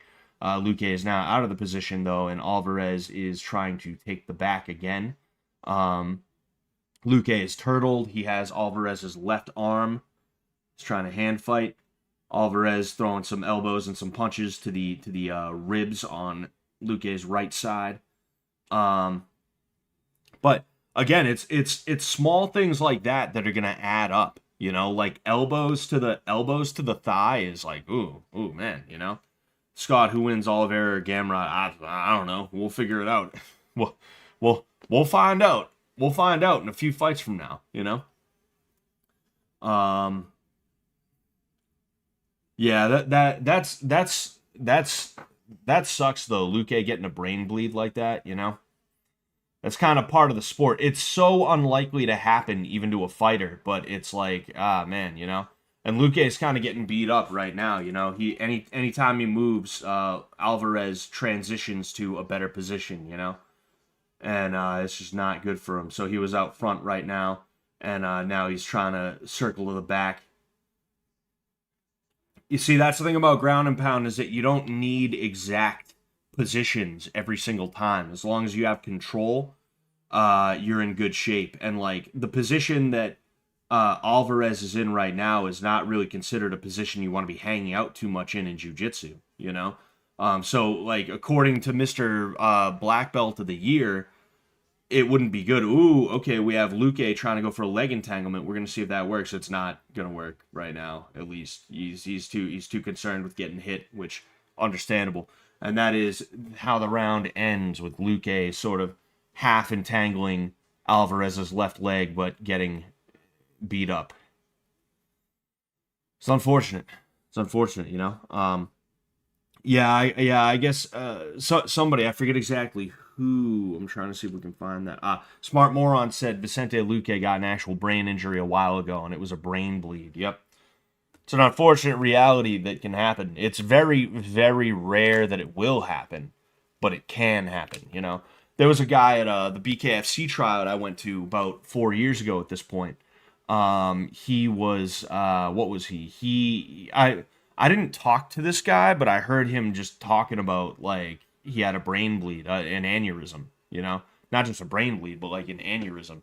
Because I think a brain bleed and an aneurysm are kind of different. I could be wrong, though. I could be wrong. Bottom line, he had an aneurysm, you know, and he had to get, like, some kind of surgery, I believe. And then he's trying out for BKFC now, and it's like, well, okay, you know? All right. Oh yeah. No, nobody got a brain bleed tonight, Natalia. Nobody got a brain bleed tonight. You know, we were talking about Vicente Luque in the past, and his Luque's right eye is swollen shut. There's no way he can see out of that.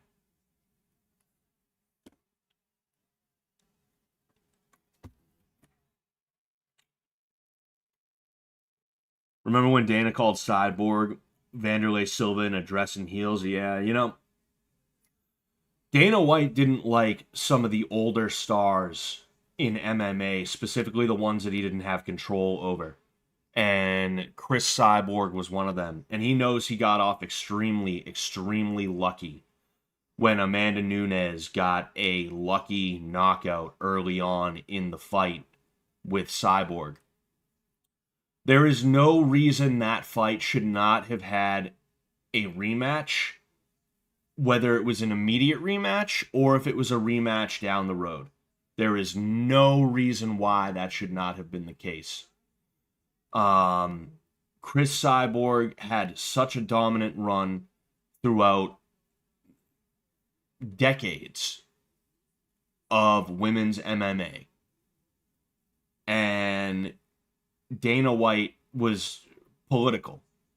He never liked Cyborg because Cyborg wouldn't suck his dick. And because of that, when Amanda Nunes won, he breathed a sigh of relief and then immediately was like, Amanda Nunes is the best ever. All right? Cyborg, she sucks. We're out of the Cyborg business. I remember he had a press conference just to announce that. You know? He knew he got off lucky, so he didn't want a rematch. I think Cyborg could have and would have beat Amanda Nunes 2 out of 3 times if they had a trilogy. You know? I think Cyborg is just a better fighter than Nunes is, if I'm being honest with you. You know? Specifically even at that time. Excuse me. Aneurysm is normally weakening of vessel, then burst. Okay. Brain bleed is a hemorrhagic.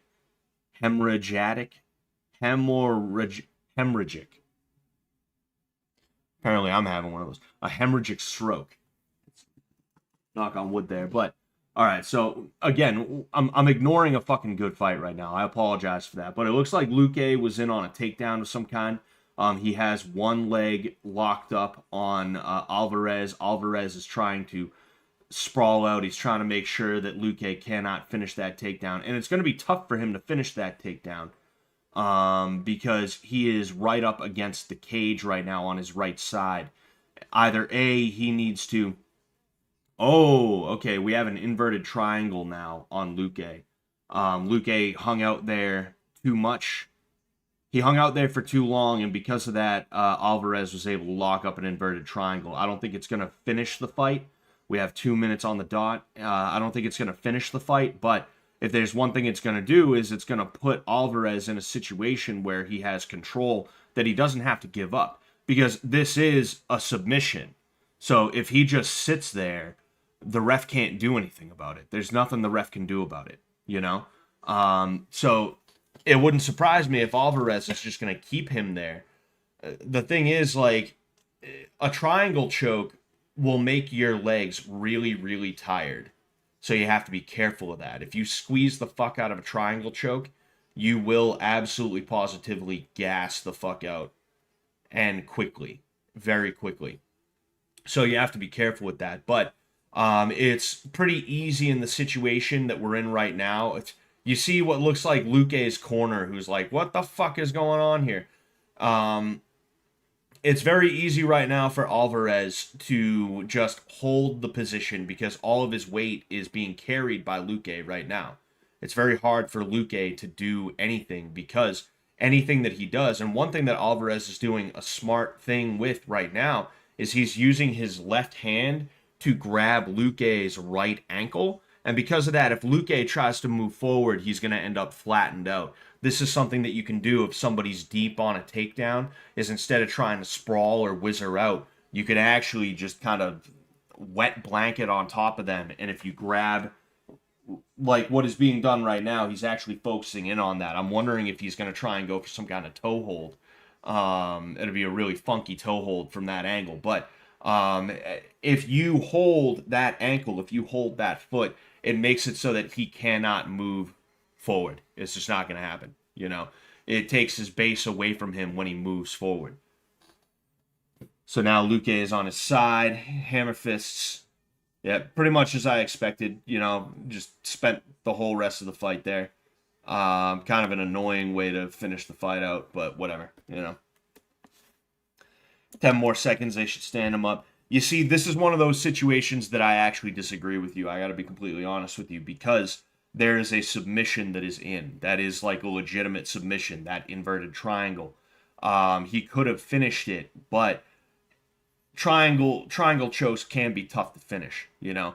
So it's a situation where if you stand them up in the middle of the submission, well, you're taking what was a legitimate submission attempt away from somebody who may have decided at any point to go all in on that submission. So it's kind of a tough situation, you know? Like, what do? Do you just let him sit there and it's not really like a good fight anymore? It's not a fight at all anymore? Kind of got to in this case, you know? I think when dudes are laying and praying, they need to be stood up more. I think when dudes are hanging out against the cage, not really improving position or anything like that, they need to be separated, you know? And even jiu-jitsu has that. That's something I was thinking about the other day. It's like jiu-jitsu has rules about passivity and stalling and things like that. You're not allowed to take somebody down and hang out in side control the whole rest of the match. You have to be trying to improve position to a point where either A, you're going to catch a submission, or in many rule sets where you're going to improve until you can't improve anymore.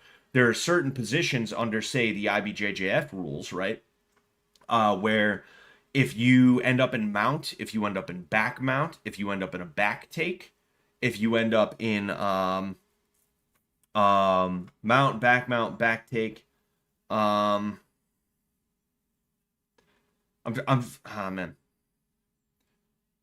There might have been like one more, and I forget. I'm not really a stickler for the IBJJF rules. I'm more worried about whether or not someone can defend themselves in a real fight. I could give a fuck about rule sets in the IBJJF, but there are certain positions where you simply cannot improve further. The only thing you can do from that position that you put the other guy in is try to hunt for a submission. So you're allowed to actually stay there for as long as you want.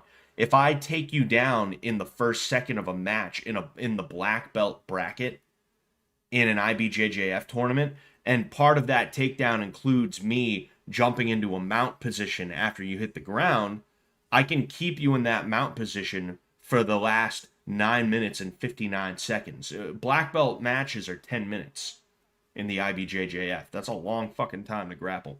And I can keep you there the whole time if I want.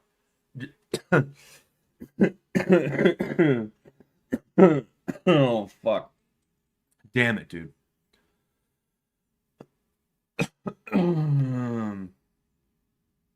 But yeah, anyway,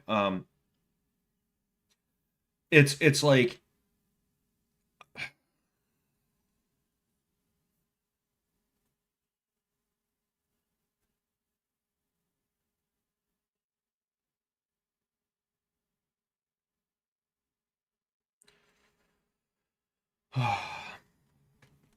hold on one sec. I'm trying to coordinate something with my wife here. So sorry.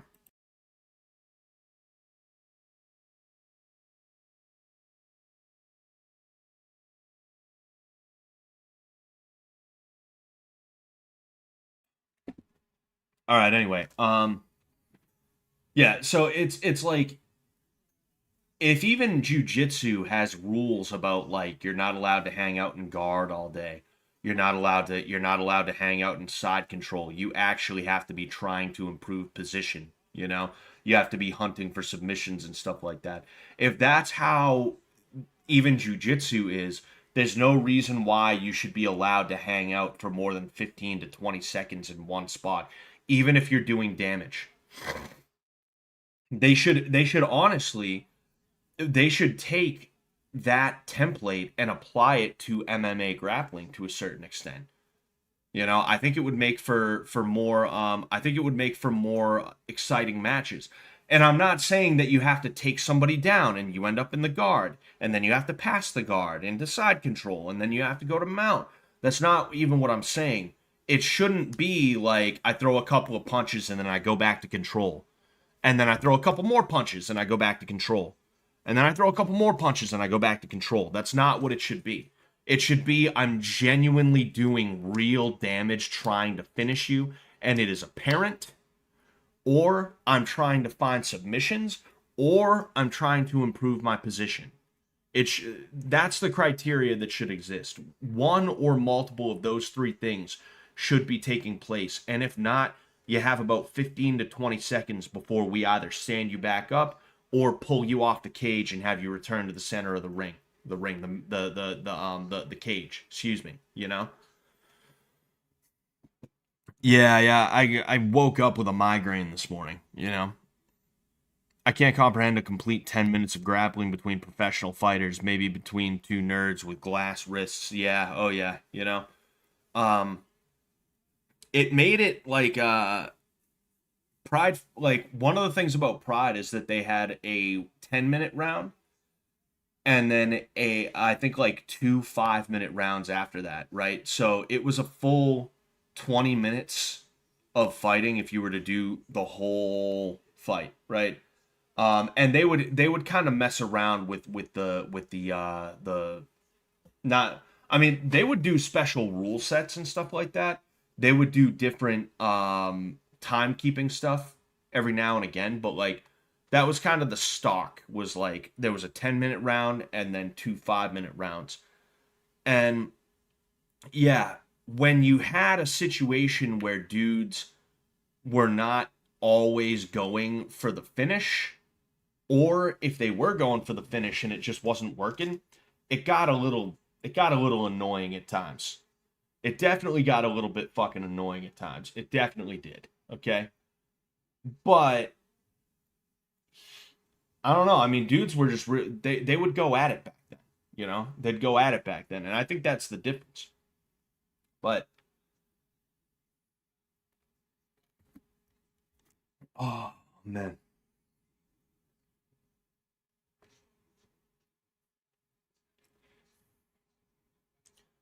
sorry, just checking Twitter. I made a tweet that it did numbers comparatively, and when I say comparatively, what I mean is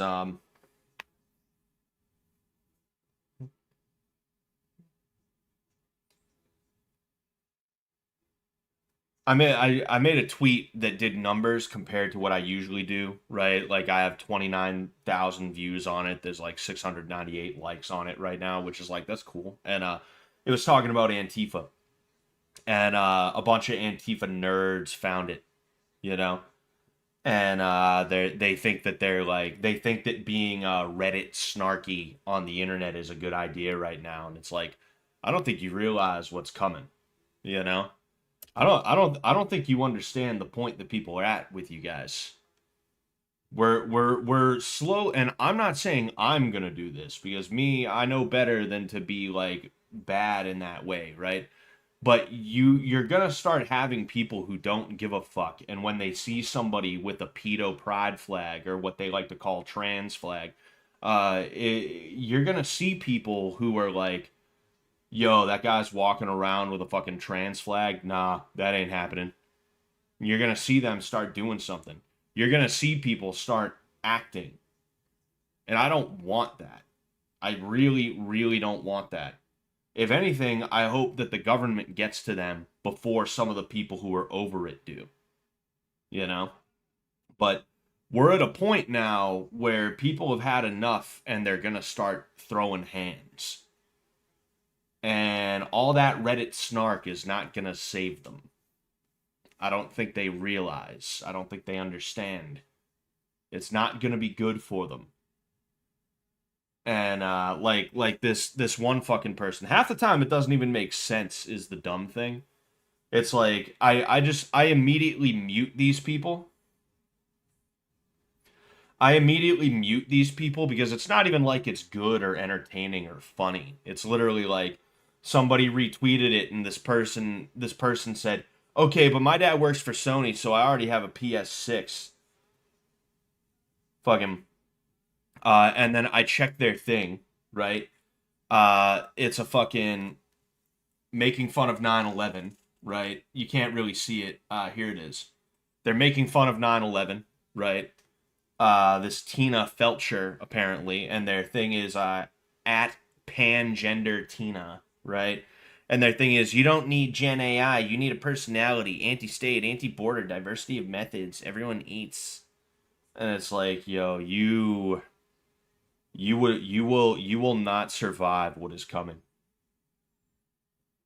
Keep on making your tweets. I'm gonna go ahead, I'm gonna mute this freak right now so that I don't ever have to deal with them again. But go ahead and keep making your tweets. It's over for you though. It's fucking over for you. You know? Even even the police in Boston, like when we used to go out, right? When Boston free speech was still a thing, and me and Aria, we were doing our thing, we would go out and the police would show us just as much contempt as they would show Antifa, and even more contempt than they would show Antifa. But even the police in Boston, even the liberal police in Boston are over it. We were out there for the Charlie Kirk thing, and fucking, I'm trying to make sure because JC is not a wimp, you know.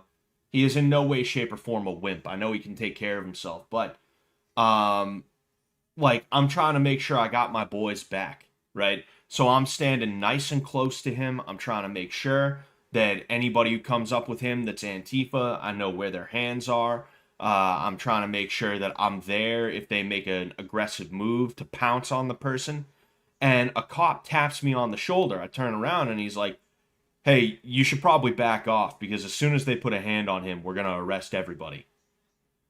And he didn't mean that like JC and you were getting arrested too. What he meant was like, stay out of our way because if they touch your friend, we're busting their whole thing up. It's over for them. That is not good for them.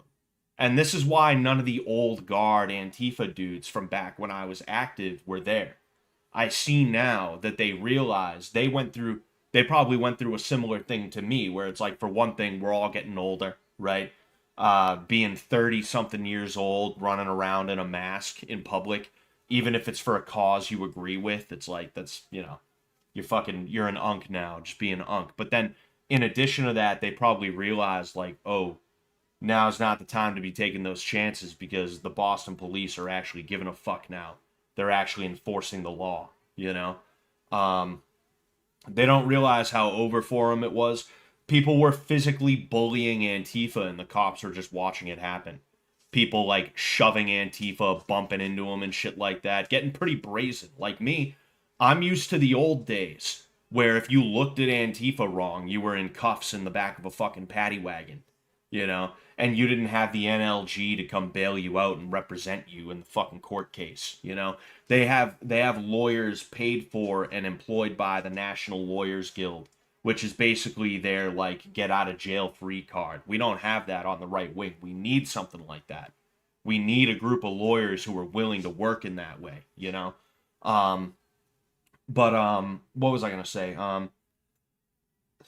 Like I was so used to the old ways that seeing these people bully the fuck out of Antifa, like putting hands on them, shoving flags in their face, it was like, wow, that's crazy.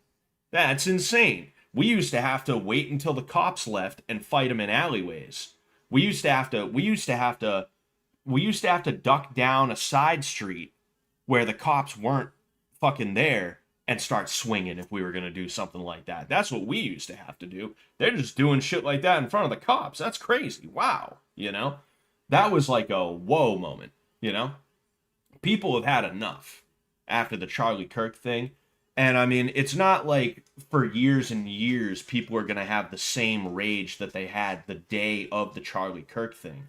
People aren't going to be using that as a reasoning or an excuse for the entirety of their lives, but they're always going to know, nah, we've had enough of these people. So it's one of those situations where, truthfully, I think I'm done allowing people to carry Antifa shit in public. If I'm in Boston and I see one of their tables, I might be flipping their tables, because I know now that it's fair game, That's the degree that I'll take it to. Is, oh, look, they literally have a terrorist flag trying to disseminate terrorist material. Nah, I'm not letting that happen. But you will see people who are like, that's a fucking pedo flag. That's it. I'm going over and I'm fucking doing something about that. And I don't do that. Don't do that. Don't do it. Don't even do what I'm saying that I might be comfortable doing. I don't even know if I do that. I'm probably just a big pussy who won't actually do that when it comes down to it. I'll probably see it and be like, grr, that's not good, and then I'll just walk away. That's actually what I'm gonna do. That's actually what I'm gonna do. That's actually what would happen. But there's gonna be people who don't give a fuck, and they're really, really gonna start hurting people over it. And it's like, man, these left wingers they do not know.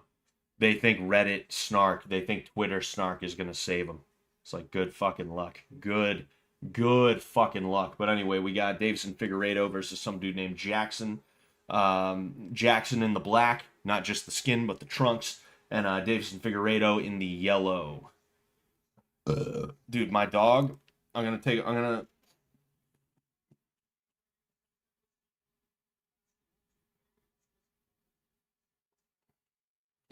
show you my fucking dog right now, dude. He's in the corner by the door. He's just staring into the corner. He doesn't know what to do. He wants to leave the room and the door is like half open and he can't seem to find where the actual entrance to the room, where the doorway is, He just can't find it. But anyway, so we have Davison Figueiredo, who just took Jackson down. He's in the guard position right now. Jackson has some butterflies in, and he has an overhook on Figueiredo's left arm, which is actually not a bad position for him to be in. He gave up both the overhook as well as the butterflies, and he is now caught in guard, a closed guard position up against the cage. This is actually not really good for Jackson at all. It's very good for Figueiredo. Your dog's doing a Blair Witch Project, dude. He might as well he might as well be, He might as well be. So Figueiredo actually almost let Jackson up. Jackson tried to get up, and he ended up on a single in a sitting position, which is definitely not ideal for a single leg. Figueiredo is down on top of him right now, and he is now backpacked on him. He has a body lock. Jackson was able to turn in on that. There was a knee from Figueiredo as they both tried to stand up. It didn't. Maybe it did land, but it didn't do damage because Jackson seemed to use it as another single leg attempt. He abandoned it and he got the underhooks. Yeah, so this is the co-main, baby. Yeah, I see. I lost everything. You didn't really miss much. There weren't any like crazy good fights. The fights were okay, but it's not like you missed. Like the only name I recognized was Vicente Luque, and then they had Jose Aldo come out and he retired. Oh yeah. Yeah, he didn't not even like a fight. He just they were like, hey, you want to come out and put gloves in the octagon and be like, hey, thanks everybody, I thought he was Marcelo Garcia for a second because I'm not used to seeing him outside of a fight kit. Oh yeah. Yeah.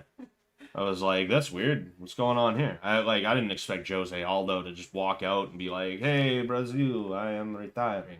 Yeah. I am 70 and I'm still fighting. But he's from here, makes sense. Oh yeah, I guess.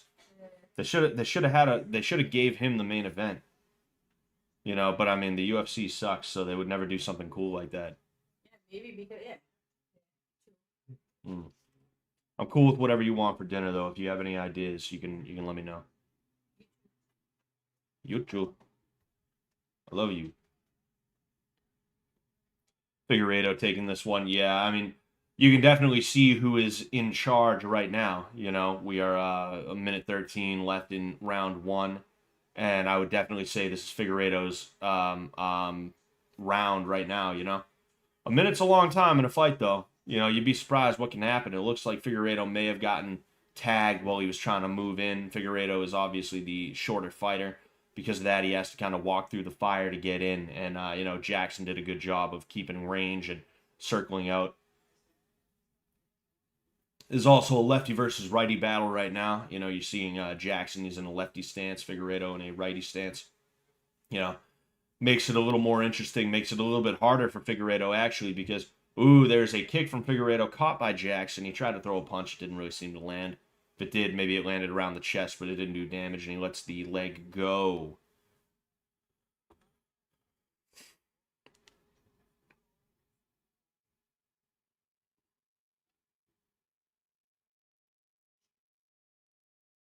Just kind of staring each other down right now. Ooh, okay. There was an overhand right from Figueiredo that appeared to have landed. I didn't think it landed for a second, but the way Jackson reacted after the right hand was thrown, it looked like maybe he got dinged upside the head. You know? Sometimes you'll see somebody get hit and it's like, it's almost like it goes like bang like that, and you don't see much, like, you don't see the head jerk, which is what happens when you get hit square. But, like, there's just enough in that to kind of wobble somebody. And I'm wondering if that's what happened, you know? But yeah, that was definitely Figueiredo's round. There's no argument to be had there, in my opinion. You know, Jackson, I think we see the keys to victory in Jackson's, Montel is his first name, in Montel Jackson in the last minute or so of that round, you know, keeping him nice and far away, you know, trying to be a sniper from that long range, but that can be tough. It's, you know, anything I say is obviously easier said than done, you know. Clip.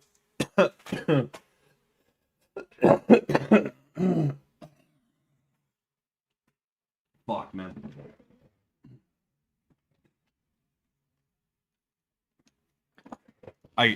It could not have been a worse day for me to get a migraine. I had to wake up and go right to my parents' house and deal with them.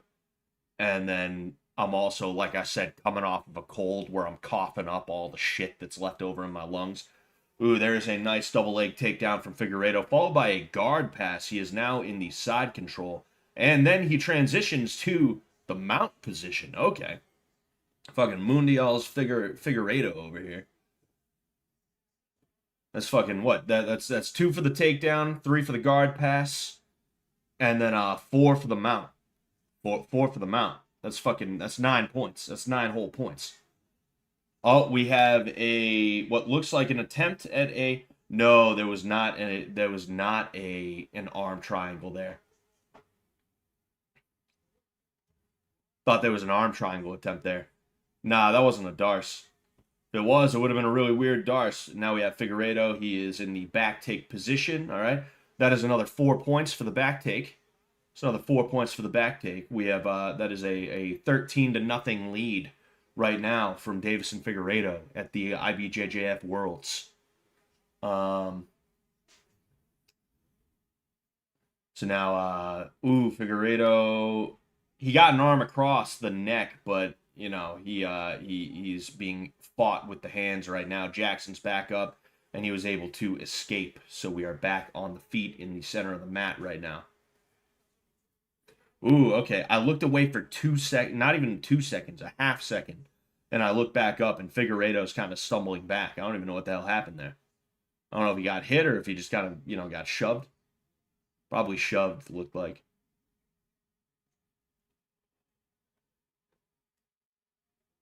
So right now we have Jackson, right?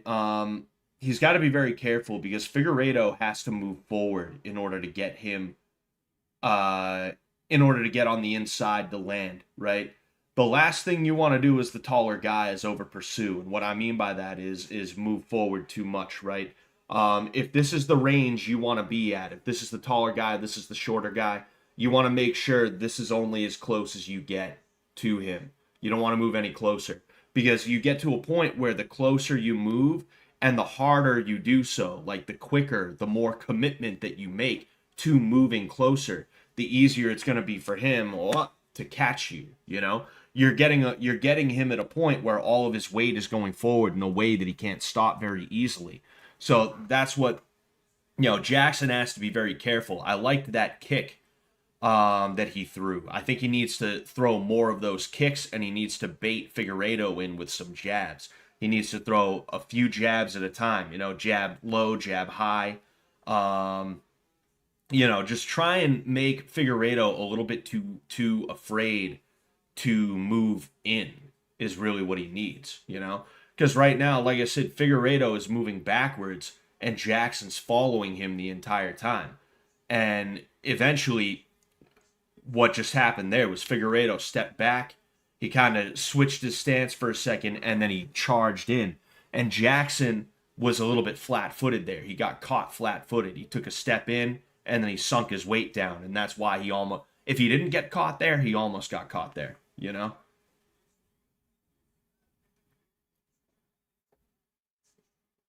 That's also why Jackson got taken down earlier as well, is because he overcommitted to a couple of punches and Figueiredo was able to go underneath and get that takedown. And this is exactly what I'm talking about with Figueiredo's forward movement, is he needs to be able to stop that forward movement. Jackson does.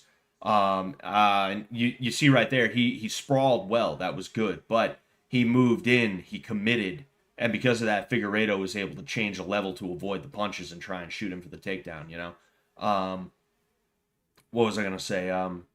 But yeah, you see the way Figueiredo is changing levels and moving in underneath punches, or just in general.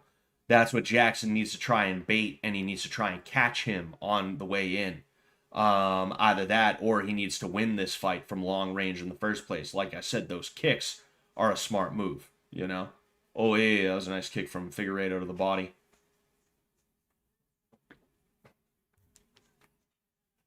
You said you have a headache? That's fucking annoying. I'm sorry, baby.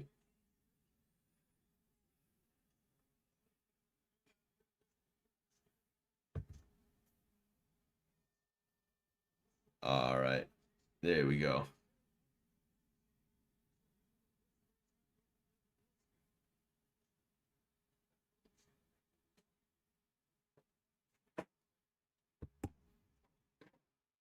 All right.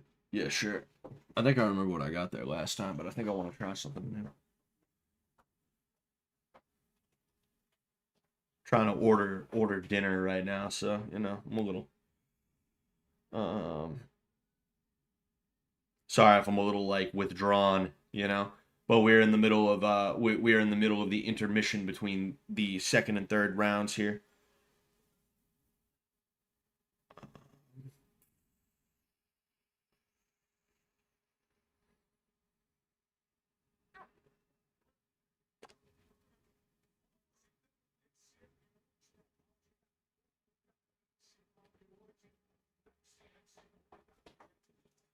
Oh,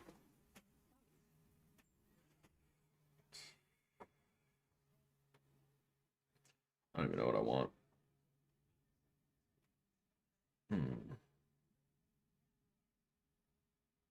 Baby, you have to call the fight for me while I'm doing this. You gotta tell everybody what's going on. Just for a hook. Now he's.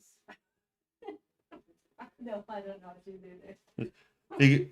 Figueiredo, he is great. He is amazing. He is from Brazil. He is winning the fight. He's the best count. He's from the best count of the world. Oh man, I don't, dude, I don't even know what I want.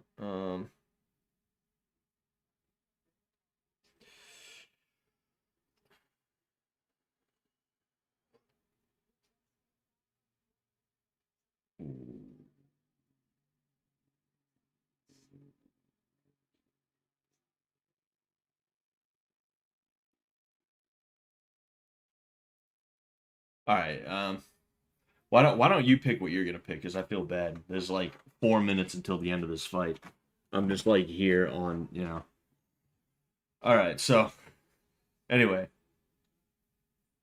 so yeah, they're just kind of looking at each other right now. Nothing too crazy happening. There's an inner leg kick from Figueiredo.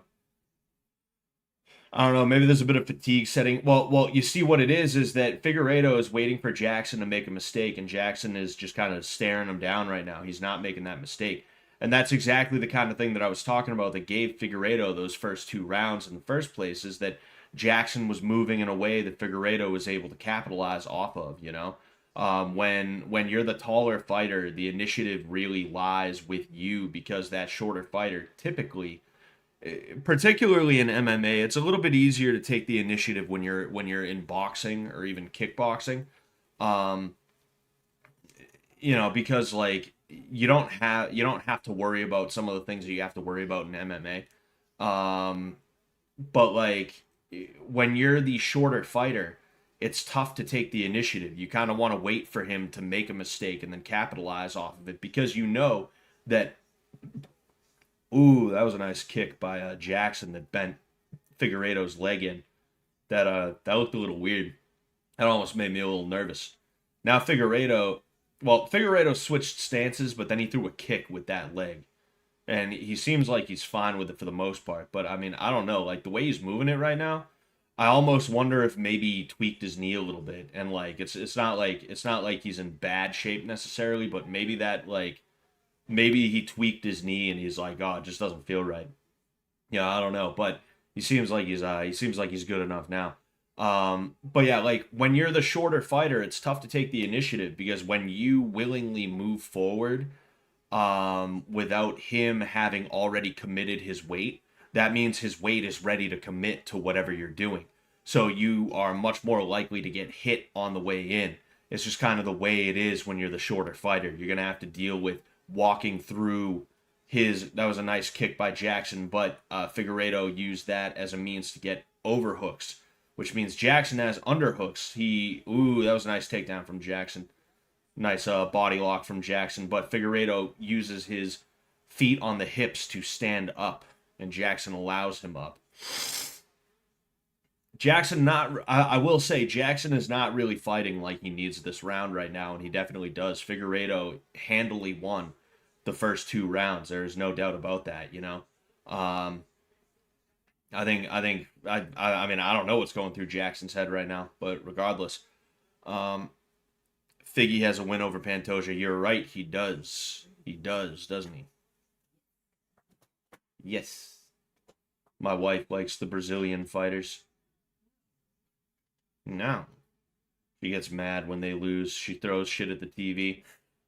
She throws plates at my head when they lose. Yeah.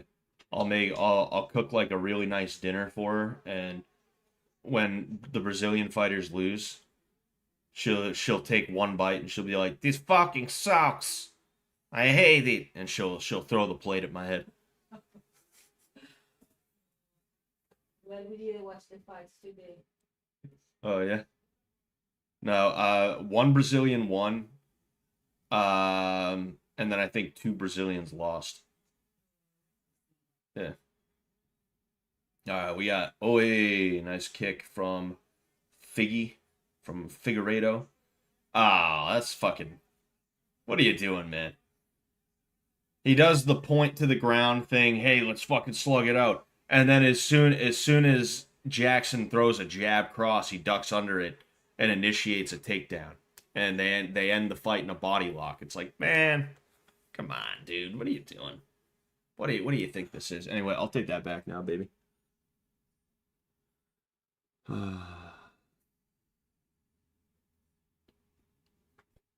Yeah. Oh, fuckhead. My favorite pastime is just calling my wife names.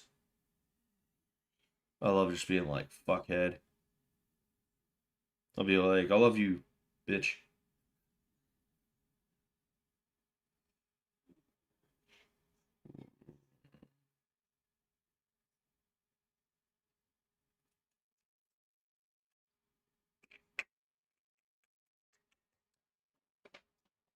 This isn't a place that we tend to get frequently, so I'm like, I don't even know what the hell to do.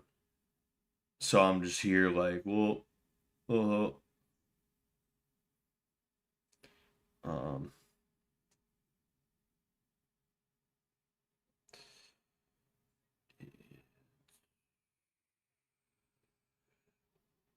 You know what? Fuck it. I'll go with that. Oh. Oh.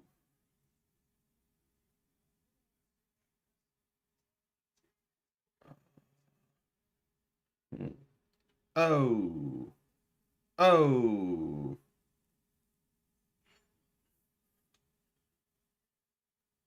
Oh.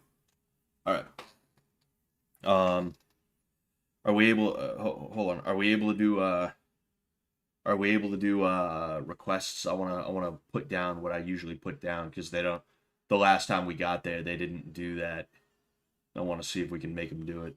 I don't know, try it. I'm not sure.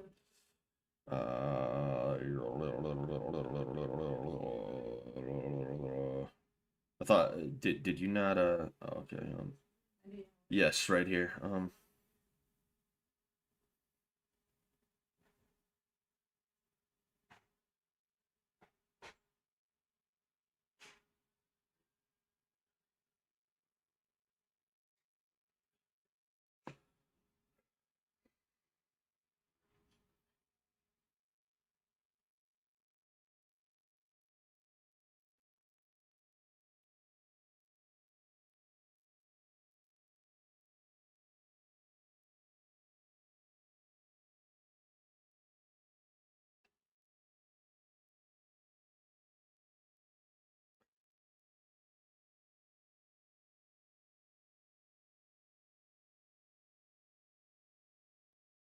All right, cool.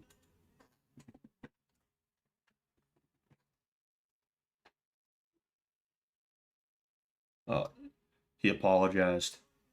He just said desculpa, probably for being Brazilian. He's like, I'm sorry for being Brazilian.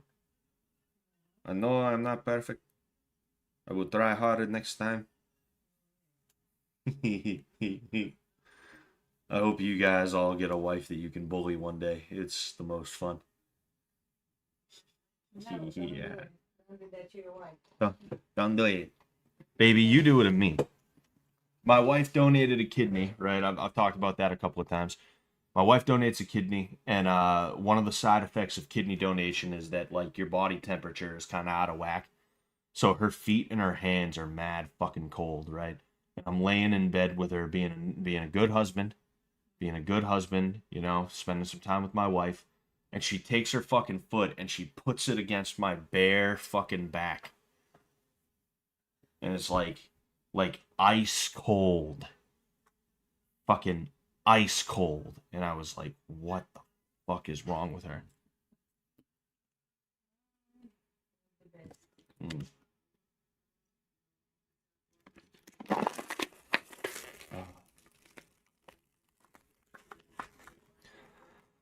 Holloway caused this. I blamed him. Who? Max Holloway?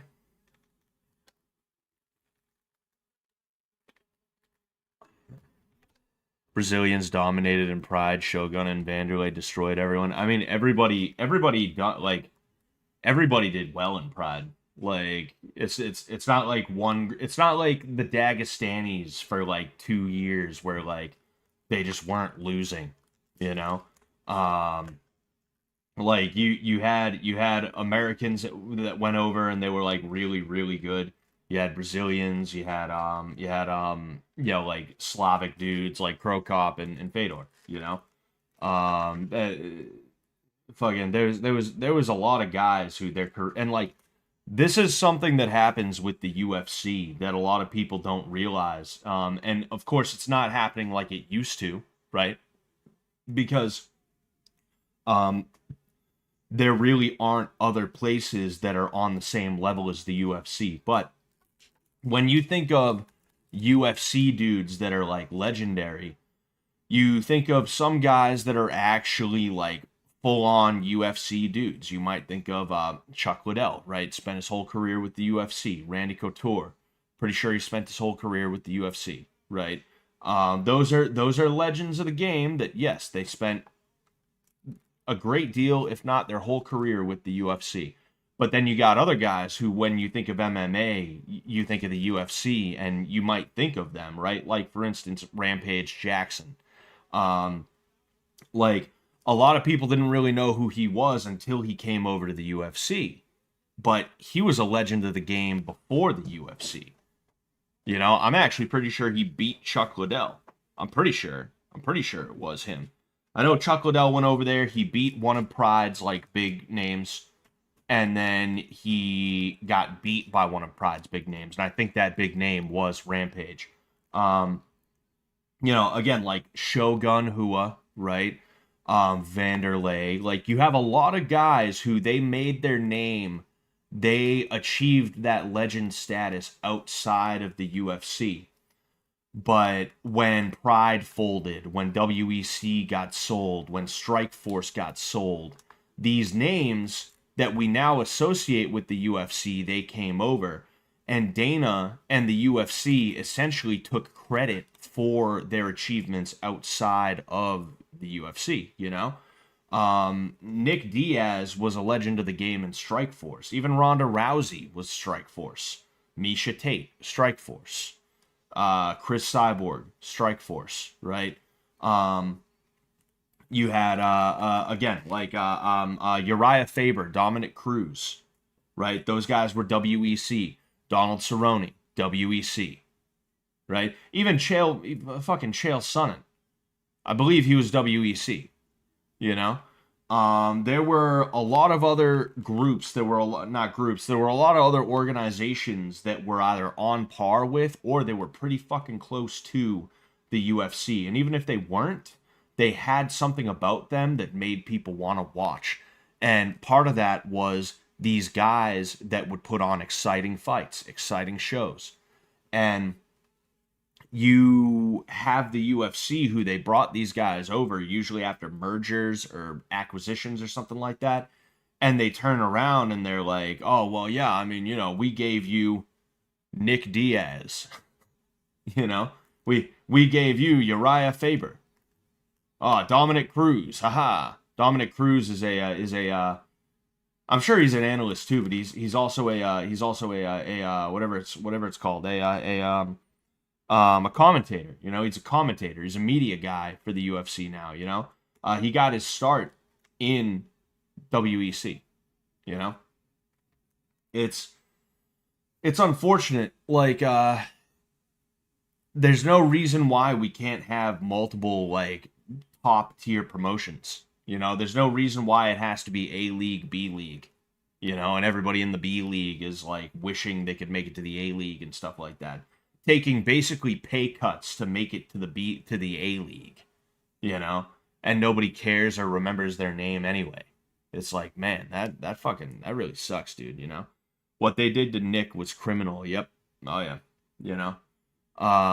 Mark Hunt, you know, what they did to, like, you can't really blame the UFC for what happened with Nick Diaz with the whole suspension for however many years over weed. You can't really blame the UFC. That's more the athletic commission that did that to him. There was a certain commission, I forget who, that did that to him. It might have even been like an anti-doping thing. Like some kind of anti-doping commission or whatever, you know?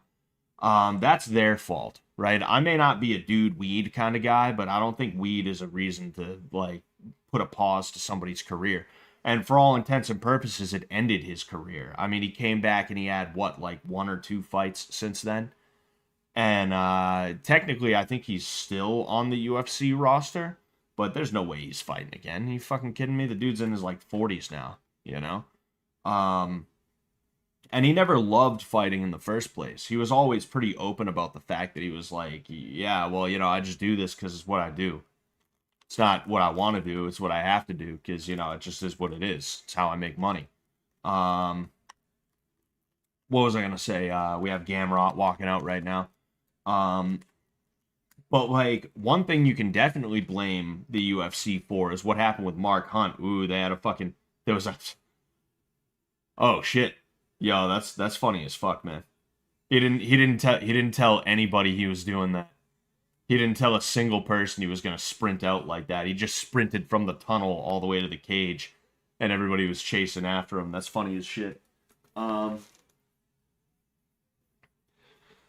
yeah, like So 5-year Las Vegas Athletic Commission, if I remember correctly. Yeah, yeah. And that's really weird because like athletic commissions operate independent of each other, you know? Like if you get banned from one athletic commission, you can operate in another one. But I would assume that if he did that, the UFC probably would have gotten in trouble. And there may have been some kind of enforcement they could have done against Nick in and of himself, you know? In and of himself, just Nick himself. What was I gonna say? But yeah, what they did to Mark Hunt was criminal. Fucking, they had him fight in Brock Lesnar's return fight. This is in like 2015 too. That's how long ago this was. And they knew that Brock Lesnar was on performance enhancing drugs. And he was allowed to fight with that. They just allowed him to get away with it. And they didn't like what were you going somewhere? Oh, you had your flip flops on. I was like, oh. But yeah, they allowed him to fight like that. They allowed him to fight like that, and there was no they didn't even tell Mark Hunt about it.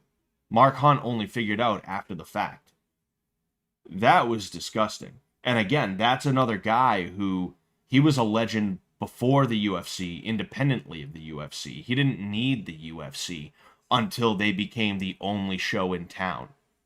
And when they became the only show in town, that's when they started taking on these guys, and they started acting like they built up Mark Hunt or whatever.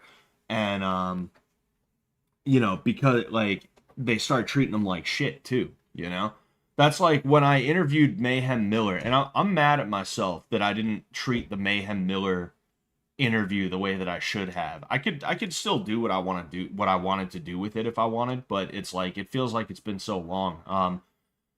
I interviewed Jason Miller a little over a year ago, probably like a year and 4 or 5 months ago. At this point, it was in June of 2024.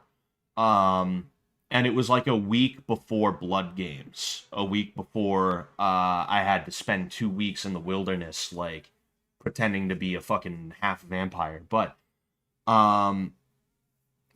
when I talked to Jason about that, he's like, I asked him, hey, like, you got kicked out of the UFC for something.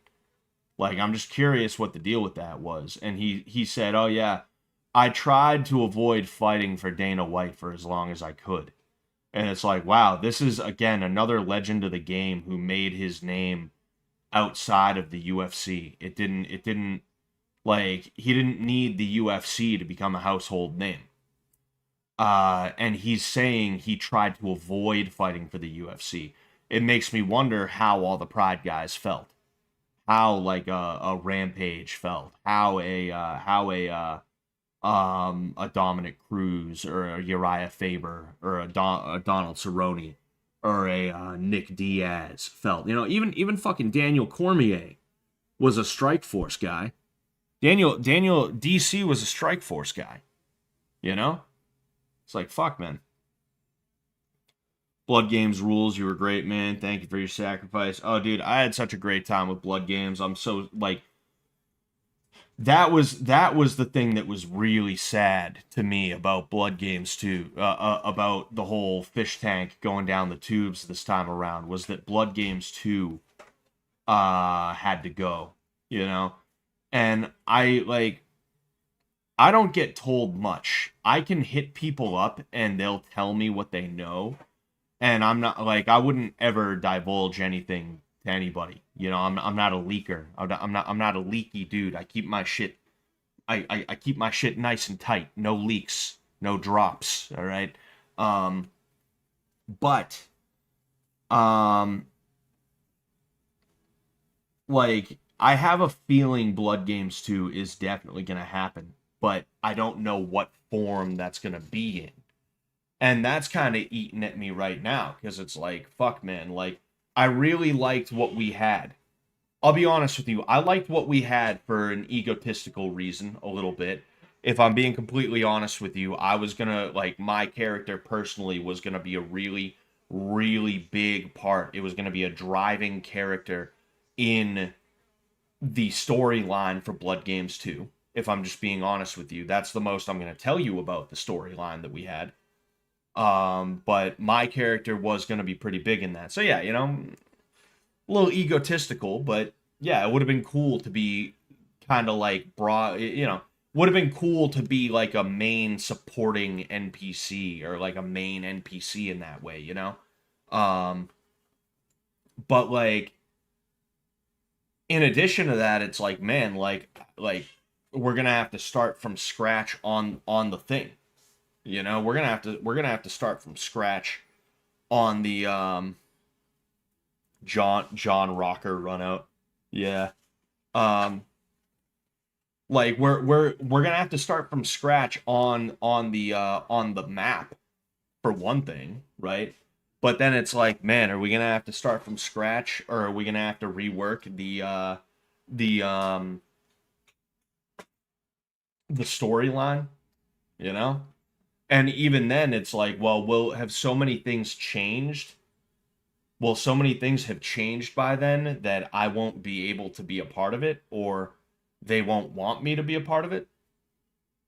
I don't know. Shit. It sucks, Everything's just so ethereal right now. Everything's so fluid. It's not solidified. It's not static. And it's just like, oh man. Oh man. I'm like Swiper. Oh man. All right, so we have Oliveira versus Gamrot. I actually have to call this one. I can't just ignore it to talk shit to my wife and figure out what I'm gonna have for dinner. Although I will be talking shit to my wife. It's a Brazilian versus a non-Brazilian, so you guys can imagine who I'm cheering for. Sure. You don't think this is his last fight, do you? No. Yeah. I don't think so either. But it is weird that he is main eventing a non-numbered card. That's usually a sign that he is kind of exiting his prime or exiting the top tier of, the sport. Is when they start having like, oh, he's not headlining UFC 30 whatever. He's headlining a fight night card. And I know this one's Brazil, so they were probably like, let's give him a. Oh, Good. No, good. No, I saw that he asked. Oh, he asked. Yeah, he specifically asked to fight out Brazil. That's why. Oh, okay. All right, so looking at each other right now, they traded some punches there. A couple of kicks from Charles. Charles has a really weird kick. It's like a sort of a snappy kind of kick. It's just it's a little weird to see. I kind of like it. I've started implementing the kinds of kicks that you see in MMA a little bit more. Ooh, these guys are trading early on. There's a front kick from Charles. Ooh, there's a takedown attempt and a successful takedown from Gamrot. And Charles is immediately trying to work a Darce choke. He doesn't have it, but you can tell that's what he's trying to set up. He lets it go, but he has an overhook right now. He is in the he had butterflies, but he gave that up. Ooh, he's going for an omoplata. He's trying to set up an omoplata here. If he gets an omoplata finish, that's pretty crazy. He's not going to get it. I know he's not. It's just the way Gamrot is right now. But like the way he's holding on, it makes it so that Gamrot kind of has to fight. He has to be very careful because if he moves wrong, he can get caught in this. And he almost has it. He actually almost has this omoplata right now. He basically they're jockeying for the position right now. But if Gamrot makes a mistake, Charles has that omoplata, and it's not going to be good for him. So an omoplata is almost like a kimura, where your arm is being bent this way, but instead of somebody using their arms, they're using their leg. But Gamrot ends up out of it. Charles is still... You see, that's the thing I like about Charles, is that like he has very good jiu-jitsu for MMA. He has a very, very active guard. He has kind of an omoplata position again, and Gamrot steps over to try and avoid it. Huh. They're scrambling right now. They're jockeying for position and they're getting caught. And ooh, okay. Charles used the omoplata to get up, but there's a leg entanglement right now that Gamrot has the better of, and Charles is now up. He immediately sprawls and ends up in side control. Gamrot is now on the defensive, trying to escape. But that's what I was saying. That's what I like about Charles Oliveira is that if you're going to play the guard in MMA, you need to play it the way that Charles Oliveira plays it. There's so many guys who even like black belt jiu-jitsu dudes, they don't have a good MMA guard. It's just not like they're just not good with it, you know? But Charles Oliveira, the way he's able to snatch submissions, the way he's able to keep you off balance, and the way he's able to continuously make you have to transition, it keeps him safe, and it puts you. I don't know. Maybe Gamrot is grabbing his glove or something because Charles isn't doing anything, and he keeps talking to the ref. It looks like. I don't know if that's the deal, but Charles has. He's attempting a rear naked choke. He doesn't quite have it right now. He needs to lock it up a little bit better.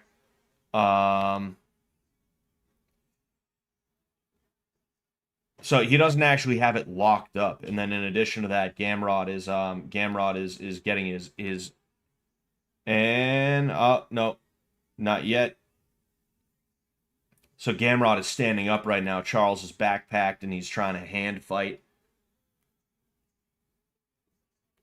But yeah, you have to be active on bottom if you're going to use a jiu-jitsu strategy. And so many people don't understand that. And Charles is like the one guy that kind of gets it. And that's what made me a fan of Charles Oliveira, was seeing how good his MMA grappling is. You have so many dudes that just don't fucking get it.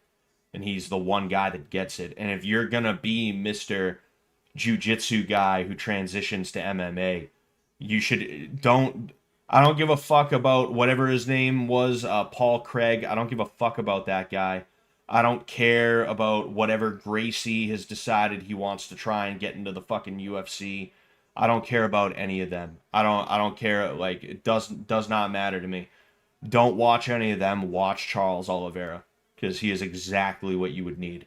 You know, if you were gonna go into it like specifically your first couple of fights, because you're not going to have the best striking.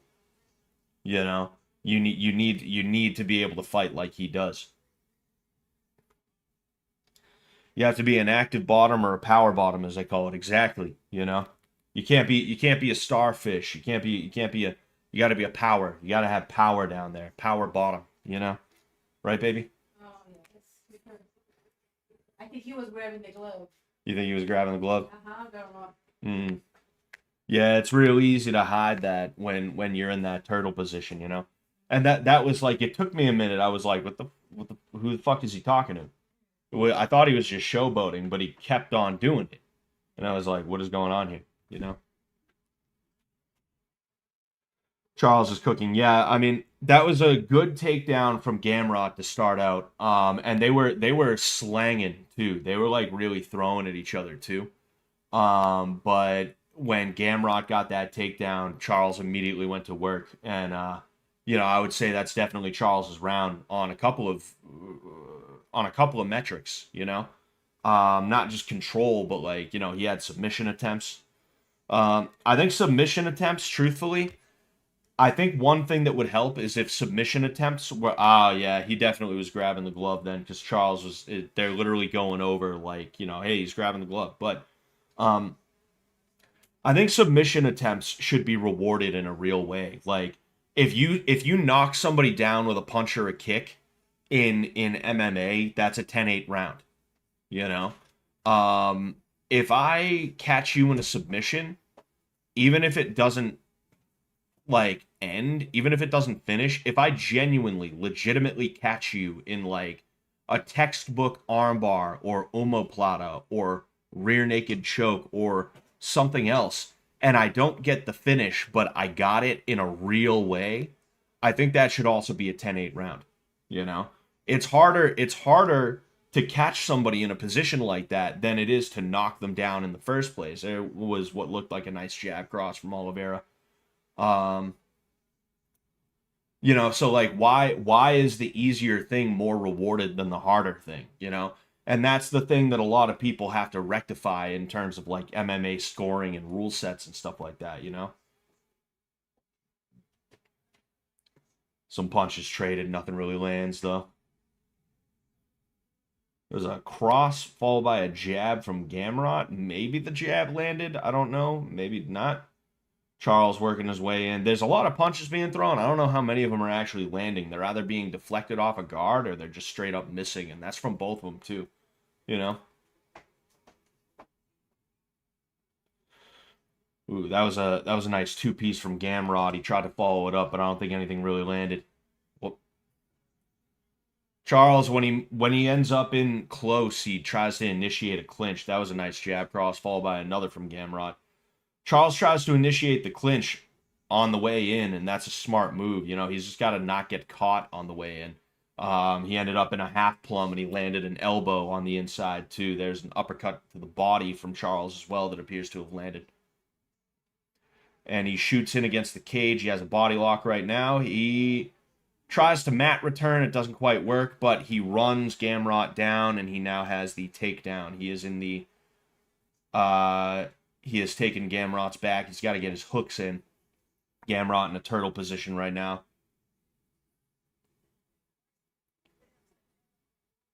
You see, even the way Charles works from the back is good. You know, he's got very good hand fighting. So there is a... I won't call it... there's a rear naked choke attempt right there. I don't know if he's got it. If Gamrot pulls Charles's arm down, he's out of that choke. Charles needs to get his hand behind the head, but he can't, and Charles wins. Gamrot taps out. But yeah, what I was saying is, in a rear naked choke, you want to try your best. You want to try your best to get the arm behind the head. If somebody puts the arm on the head, which is that's pretty common. That's pretty common in MMA that'll happen because you have the gloves that you have to contend with. But if somebody has the hand on top of the head, the person can reach up and pull the arm down, and now the rear naked choke is not nearly as tight as it was. You know, you're basically out of it. But he ended up getting the victory. I'm sure Gamrot just let him win. I'm sure that's how it went. Yeah. For sure. He felt bad. He was like, I don't want to beat this guy in front of his people. I'll let him have it. Anyway, no, that was a good fight though. I like that, especially that first round with all those transitions and stuff like that. That was really cool. That was pretty cool to see. You know, there's been, you know, I've been doing a lot of complaining about MMA and specifically the UFC. I've been doing a lot of complaining about it over the last however many years, and rightfully so. But the last few cards that I've watched, I feel like the last 4, maybe even 5 cards that I've decided to watch have actually been pretty good. There's been action on the feet, there's been action on the mat, you know? Dudes are actually grappling again. They're really going for it. And I appreciate that. It's really cool to see. And I hope that continues. I hope we find ourselves in another golden age. Who the hell is that dude? Who's the blonde dude, baby? Is that like his wife's boyfriend or something? Or? No, I think it's one of his trainers. Yeah, like I saw him walk in with his wife and the baby, and it's like, okay, that makes sense. But who the fuck is this random dude? I think so. But anyway, I hope we find ourselves in a new golden age of MMA where action makes a return, where fan favorites, stars are born out of grit and determination. I mentioned it yesterday. I called into the Sam Hyde show voicemail line because Sam's doing an episode on sports, right? And one of the things that I wanted to ask him was his opinion on the fight game today. And I prefaced it by saying, like, I feel like dudes are not exciting. I feel like dudes aren't making careers off of actually going out there and being warriors. I feel like dudes are making their careers off of like safe, easy fights. You know, it's not about going out there and living an ideal anymore, you know? I'm still kind of mad because I fucked up the first one and I sent it by mistake instead of deleting it. So I had to call again and leave another voicemail. And even the second voicemail that I left, I didn't explain it exactly as great as I would have liked to. I was laying in bed, like trying to take a nap while I was like sending it, you know? Um, but yeah, like yeah, the dude's like holding his kid now. Yes. It's just like some random dude.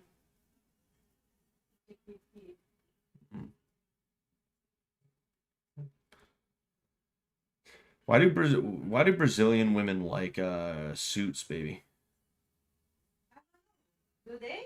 Yeah, you wear suits like that. Um, I used to wear before. Like girl suits. Are all Brazilian women just lawyers? You have to study law to bail your boyfriends out of jail. Mhm. I talk so much shit. My wife is just like it's like she goes into a separate like it's like she goes into a flow state or just like she's just like yeah, yep, okay. She just starts tuning me out as soon as I open my mouth. But anyway, yeah, like I don't want the sport to be that way though. I don't want the sport to be boring like that, but it was just so boring for so long. I didn't know how it was ever going to return to normal because it's been so corporatized that the soul is gone.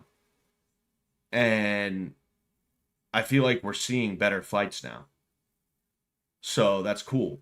I really, really hope that we see that continue, you know? That was a super entertaining fight. Oh yeah, it was, you know. It ended on the quick side, but you know, very, very good fight.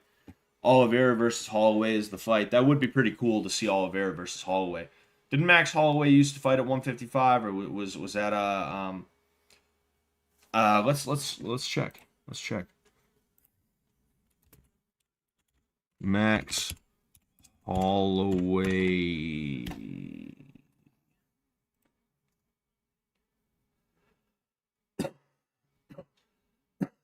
Yeah, he fights at lightweight now. 2024 to present. Okay. Yeah, that would be pretty cool. That would be pretty cool. You know, oh, excuse me. I agree. That would be good. Excuse me. Itchy. Um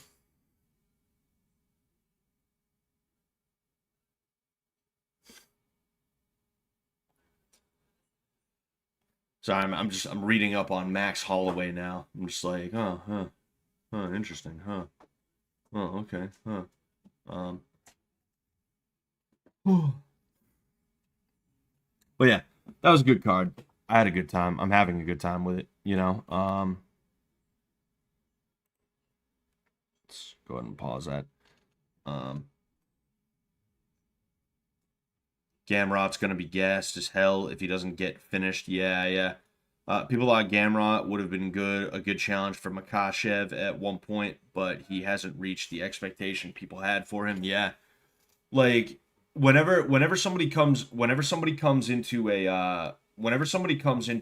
the promotion with a ton of hype, you got to be careful about that. You know, when's the last time someone that Dana was like really really sold on did that well? I mean, like one of the best examples was Sage Northcutt, right? The Sage Northcutt is like 18, 19 years old. He has like two or three pro fights. And basically just because he's a physical specimen, Dana's like, yeah, let's bring him in and hopefully he'll be able to make some money for us. No, the dude got trashed. Fucking um what's it called? Patty Pimblett. Like, what's Patty Pimblett been up to? Uh, what's his face? Rosas. What? He just follow Max Holloway. Oh, that's funny. The BMF. Yeah. So I mean, I don't know. We'll probably see Max Holloway and Oliveira now. Raul Rosas, right? Again, another guy. Dana was like, oh, let's bring him in and hopefully he'll be a personality and he'll make money. What's the guy done? You know. The most recent thing Raul Rosas has done is he pulled out of the UFC Noche card. That's it. That's all he did. Like, I'm trying to remember other hype jobs that have come into the promotion. You know, I don't even know. I don't even know. You know, but yeah, you just got to be careful with it. I don't want to leave right this second. You know, I'm having a good time. It's nice and early. It's only 9:30. I don't think I want to play more Glover. You know, maybe I'll play a game or two of AOE just to fuck around a little bit. You know, if I'm gonna play Glover, I want that to be like what I'm doing for the stream. I don't just want to pull up Glover out of nowhere. You know, Pimblett has actually done really good and been getting better, but he also has been fed fairly easy fights the whole time. Let's verify that. Let's verify that.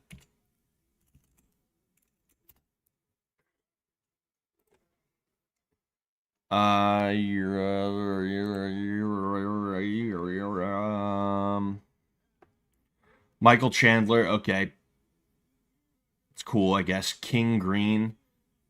Fucking wasn't this dude? Yes, Bobby Green. He changed his name to King, apparently. I will continue to call him Bobby Green. Tony Ferguson. Yeah, I mean, I don't see anybody on here since he got to the UFC that like Tony Ferguson 4 to 5 years ago would have been like, whoa, wow. Michael Chandler before he like, because let's look at Michael Chandler, right?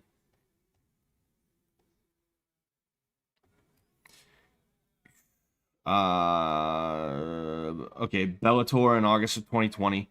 Dan Hooker he beat. Okay, fucking lost. Charles Oliveira, Justin Gaethje.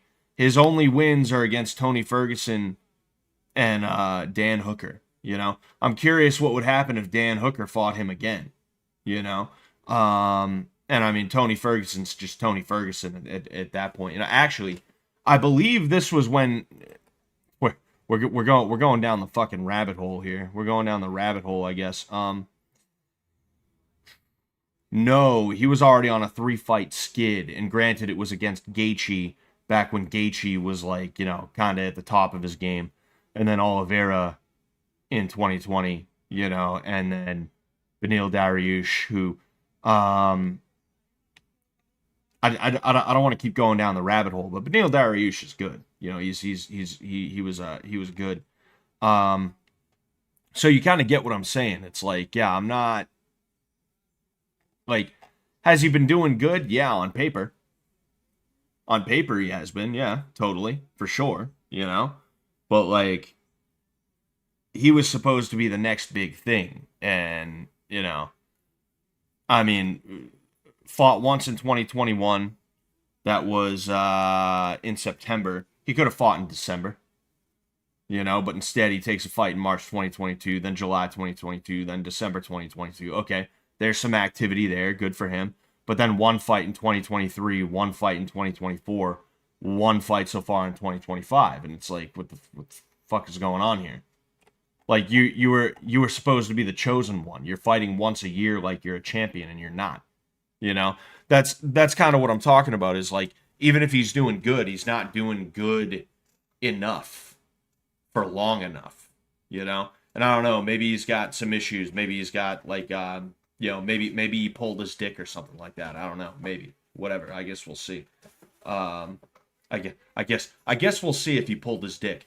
But like, I'm sure he's gonna fight again in the nearer future. Let's see if he's got personal life. Jeez. April 2025. Yeah, there's no you know, there's no plans either. It's like, again, this guy was supposed to be the next Conor. There's so many people that Dana White brings in that are supposed to be the next Conor McGregor, you know?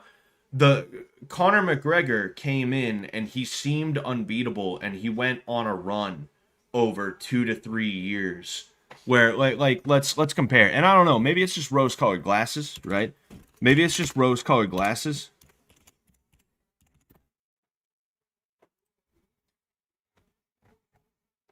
Look at that. Look at that fucking picture, dude. Holy shit.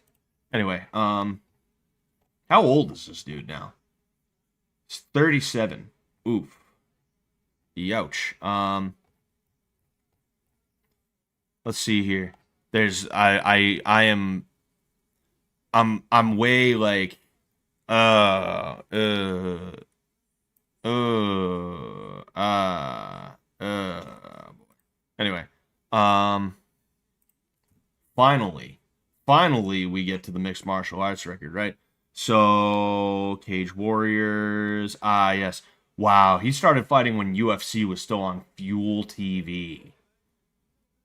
That is when Gegard Mousasi was still in fucking the UFC, and when their promotion material still looked like that. Oh, the good old days. The fucking good old days, man.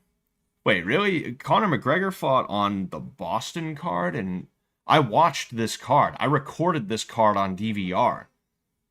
I don't remember. And he fought Max Holloway too. That's pretty crazy. But again, like, look, so Cage Warriors, December 2012, April 2013. That's 2014, 2014, 2015, 2015, 2015, 2016, 2016, 2016. Then he didn't fight till 2018. This is where he started to kind of like just move away from the sport. Like, it's not like he fought 5 times a year or anything like that, but you can at least see 3 fights a year for 2015 and 2016, right? Like, Patty doesn't even have a belt yet, and he's only fighting once a year. You know? It's like, yeah, that's kind of what I'm talking about. Like, there was a little bit of rose-colored glasses in there. I think it's because back then you couldn't escape Conor McGregor. He was that big of a star even before he won a belt, you know? I can remember 2014 people talking about him like crazy, right? And then I mean, look at these names too. Like, look at these names. Aldo, Chad Mendez was pretty crazy back in the day. You know, I don't know who Dennis Seaver is. I think I kind of remember him, but I forget. Poirier, you know, Brandao, fucking. He was kind of a big deal back in the day as well. Fucking Max Holloway, right? Actually, was Brandao a big deal? I forget. Let's verify that. I'm just curious.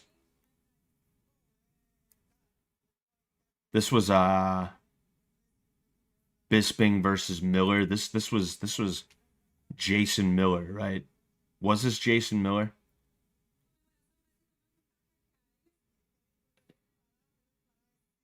Yes. Okay. I was curious about that. But anyway,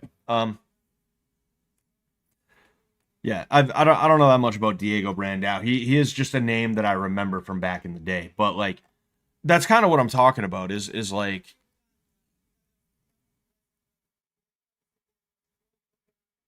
sorry, I was looking. I was like, wait a second, did I actually show you guys any of this, or was I just looking at stuff with my face on screen? I forget which.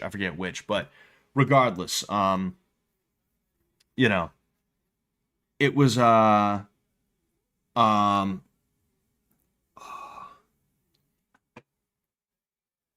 what was I gonna say?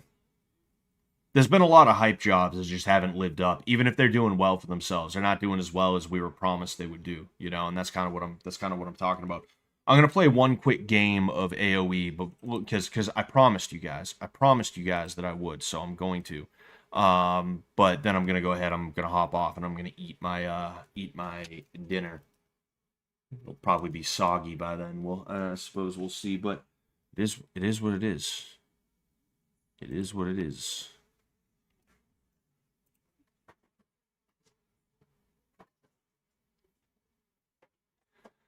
Ngannou was the last hype job to do very well, yeah. And I mean, it's kind of similar to like the thing is too, like, the heavyweight division is not known for being very deep.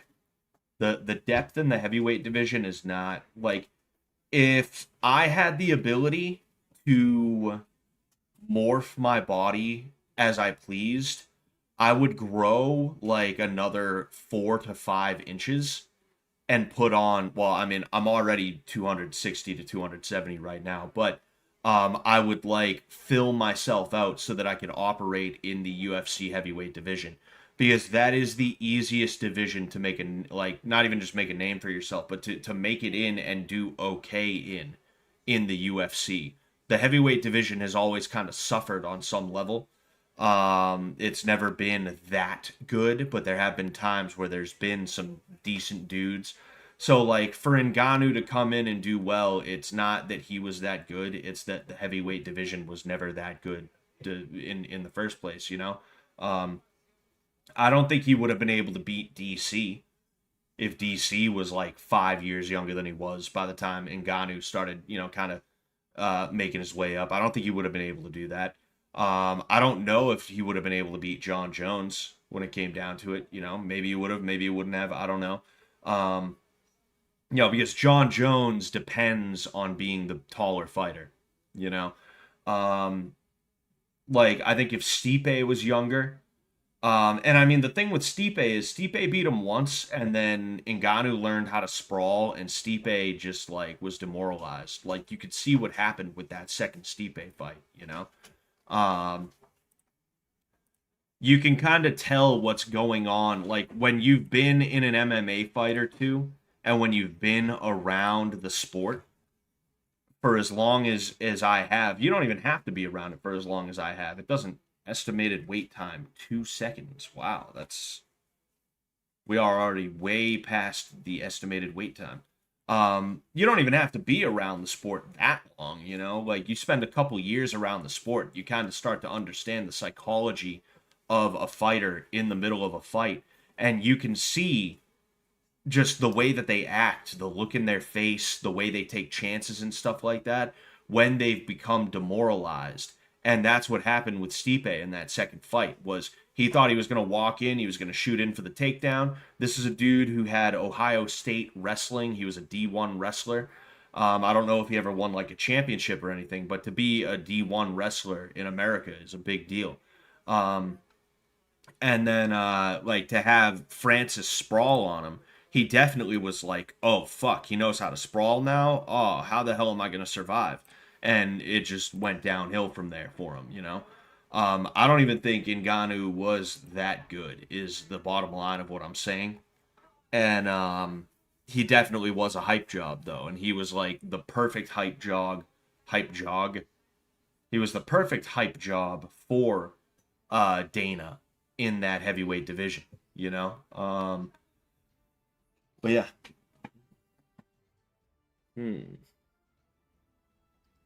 I get a bite, right? Yeah. You want to use yours? Yeah. No, I'm playing a quick game of AoE before I call the stream. So, yeah.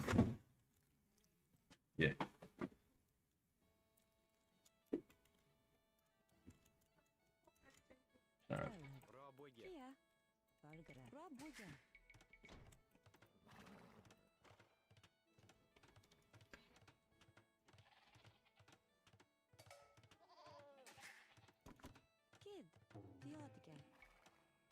Oh wait, silly me.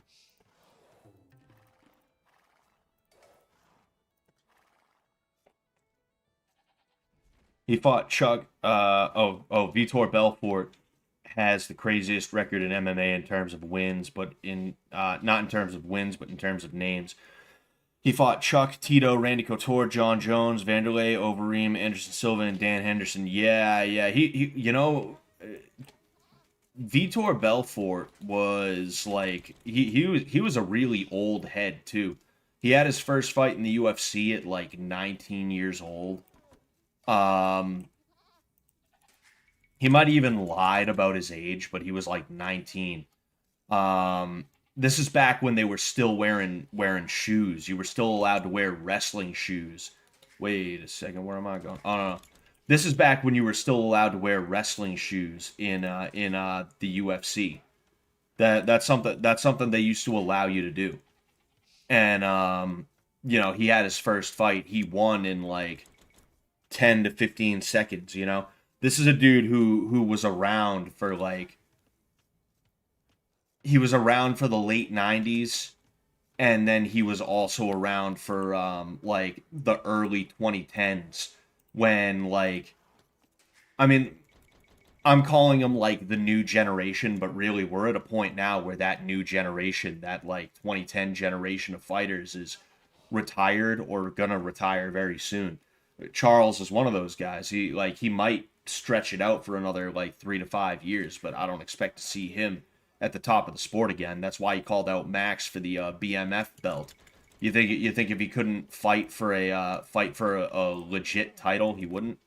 Of course he would, you know?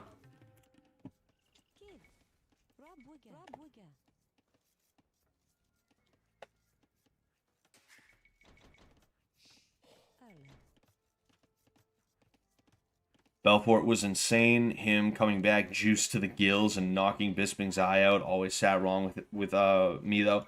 Yeah, I mean it's legal cheating, you know? Like what is going on here?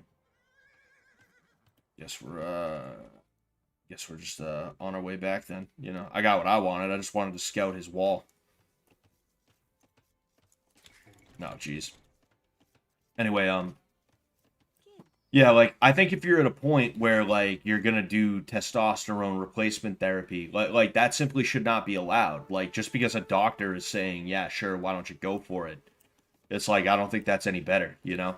Like, a lot of dudes get prescribed some kind of steroid or other performance-enhancing drug from a doctor under the table anyway, you know? It's not like dudes are making EPO in bathtubs and shit like that. You might have some dudes that are doing bathtub steroids, but like typically if you're an elite level athlete, you're getting a connection. There's some guy who knows a doctor who is okay with doing some unscrupulous things, you know? And that's how it's getting done, you know?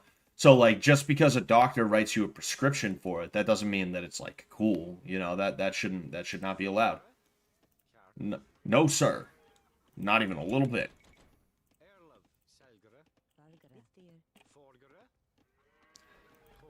I'm excited for the tournament that I'm going to. I forget if I mentioned, but in addition to the Sanda that I've been telling you guys about, I'm gonna be doing. I mean, I know I told you about the Shuaijiao, which is Chinese jacket wrestling. I'm also gonna be doing knife fighting. They have knife fighting there, and I'm gonna be doing it, and I'm interested to see how that happens because I'm not like I'm not someone who's been in a knife fight in my life, right? And obviously it's not like a geez, what am I doing? It's not like a real knife fight. We're not using like real knives. Maybe I'll bring mine just in case, you know. Kidding, obviously, but it's not like we're doing like real knife fights or anything like that. But I've never even been in like a fake knife fight, you know. A lot of the stuff that I've done, if I'm being completely and totally honest with you, or a lot of the stuff that I'm aware of is more theoretical, you know? So it'll be nice to be in a situation where I can test that out, you know? Oh, excuse me. Buddy will take up any martial art except tickling. It's pathetic. It's because I don't want to... I just don't want to hurt myself, okay? That's all it is.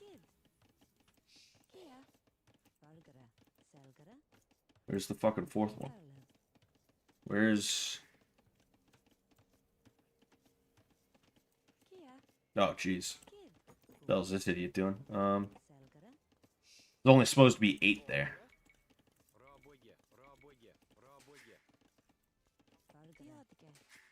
Alright, there we go.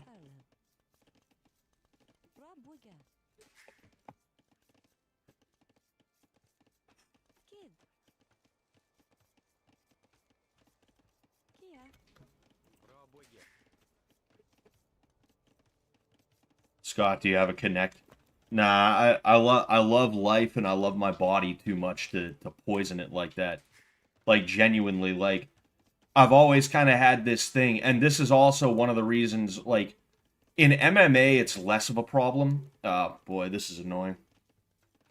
He got to feudal age really quick, which tells me right away that he's probably got some kind of bullshit that he's gonna fucking pull. There's definitely some kind of, like, he's gonna tower rush or some other punk bitch shit, you know? It would not surprise me one bit, but Um,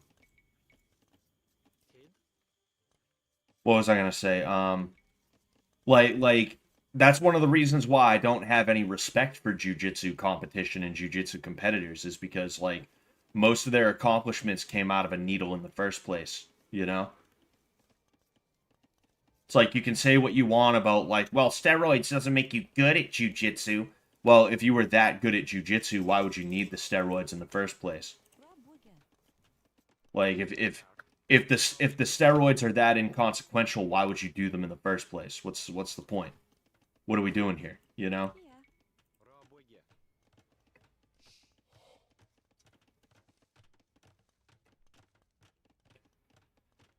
What kind of knife do you have? They sent me a picture of the knife that of like they sent me a picture of the knives that we're gonna be using. They're kind of ridiculous. They have like foam on them. They're not actually shaped like knives. They're very much like there we go. They're very they're just like weird shaped. They're kind of like rectangular in a way, I guess.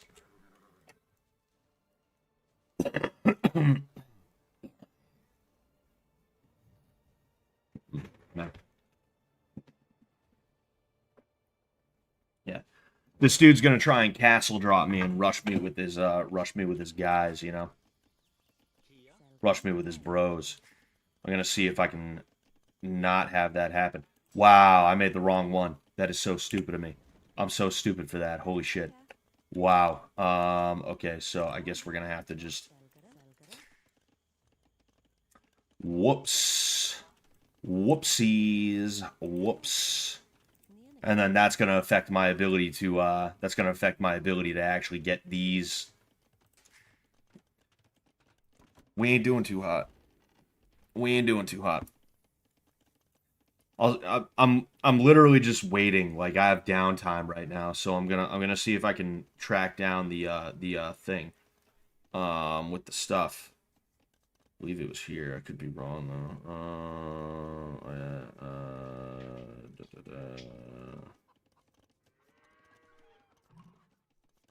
Here we go. You see, he's about to try and castle drop me. I guarantee it. So you know what I'll do? There we go, and then I'll go here as well. He's going to try and castle drop down there, which is going to be pretty inconsequential because at that point I'll just, you know, like with these, it's going to be annoying for him because he has to break through two things. You know, so I'm not going to be doing like that bad necessarily, but it wouldn't surprise me if I don't win this one. Or was it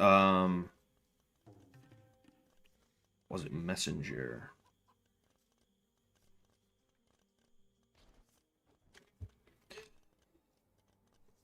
Oh no, I was wrong. It's literally I'll show you guys in a second, you know. I'll show you guys later. I don't know what the hell that shit is, but you know. I mean, it's stupid is what it is, if I'm being honest with you. Oh no, you know what? I'll go there. And then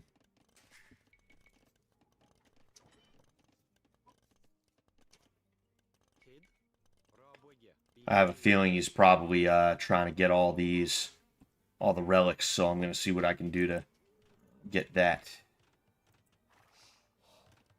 Get them. Not just that, but them. And then let's see if I can't bring this out here so that I can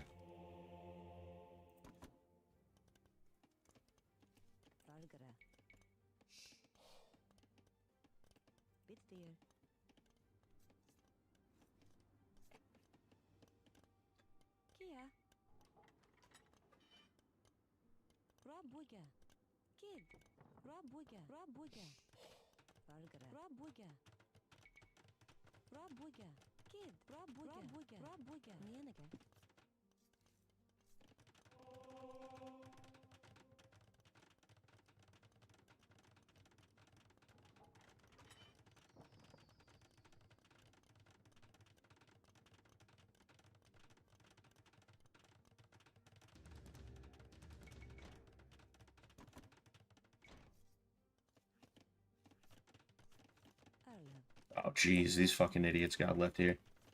Whoops.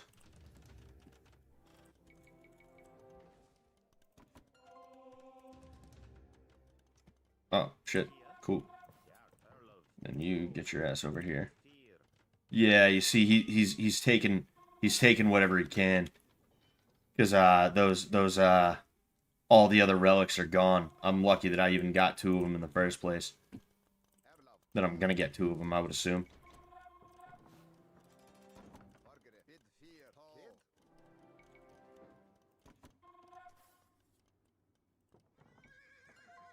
Alright, cool.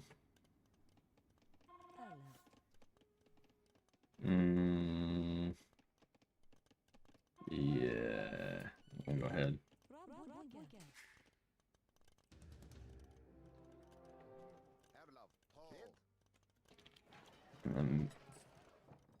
That puts me in it. I keep bottlenecking myself in one way or another. Oh, okay, I got it. So you know what I'm gonna do. 3, 2, 1. We're heading down there. This thing will at least be heading that way, and hopefully, if it does get, you know what? I'm gonna stop here for a second. I want to try and hit it with all 4 because that's part of the strat for me is all 4. And then we're gonna penetrate. We're gonna fucking penetrate them, dude. We're gonna penetrate the fuck out of these guys.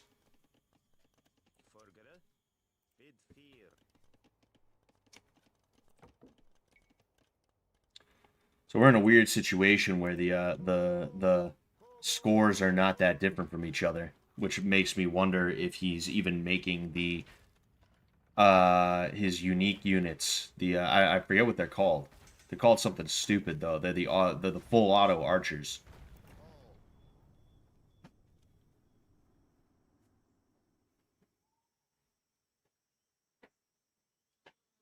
Oh, there we go.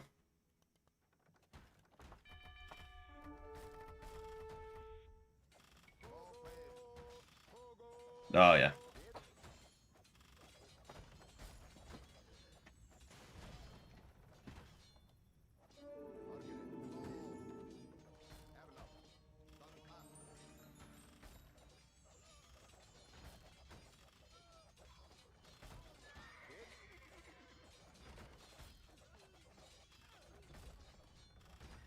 Alright, cool.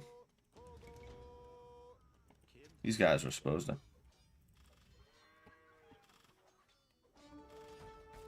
Yeah, this is definitely not good for him.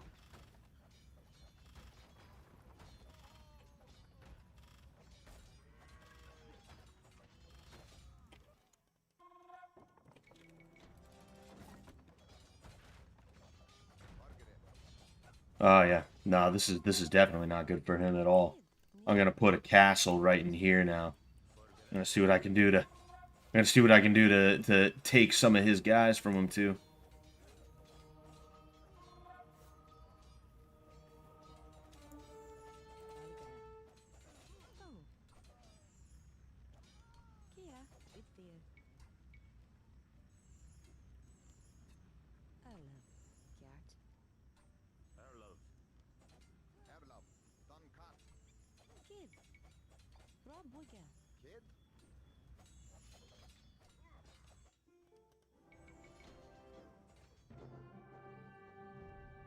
Alright, cool.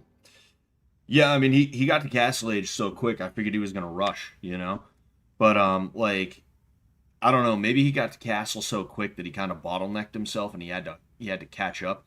It's like you can either rush or you can boom. You can't do both.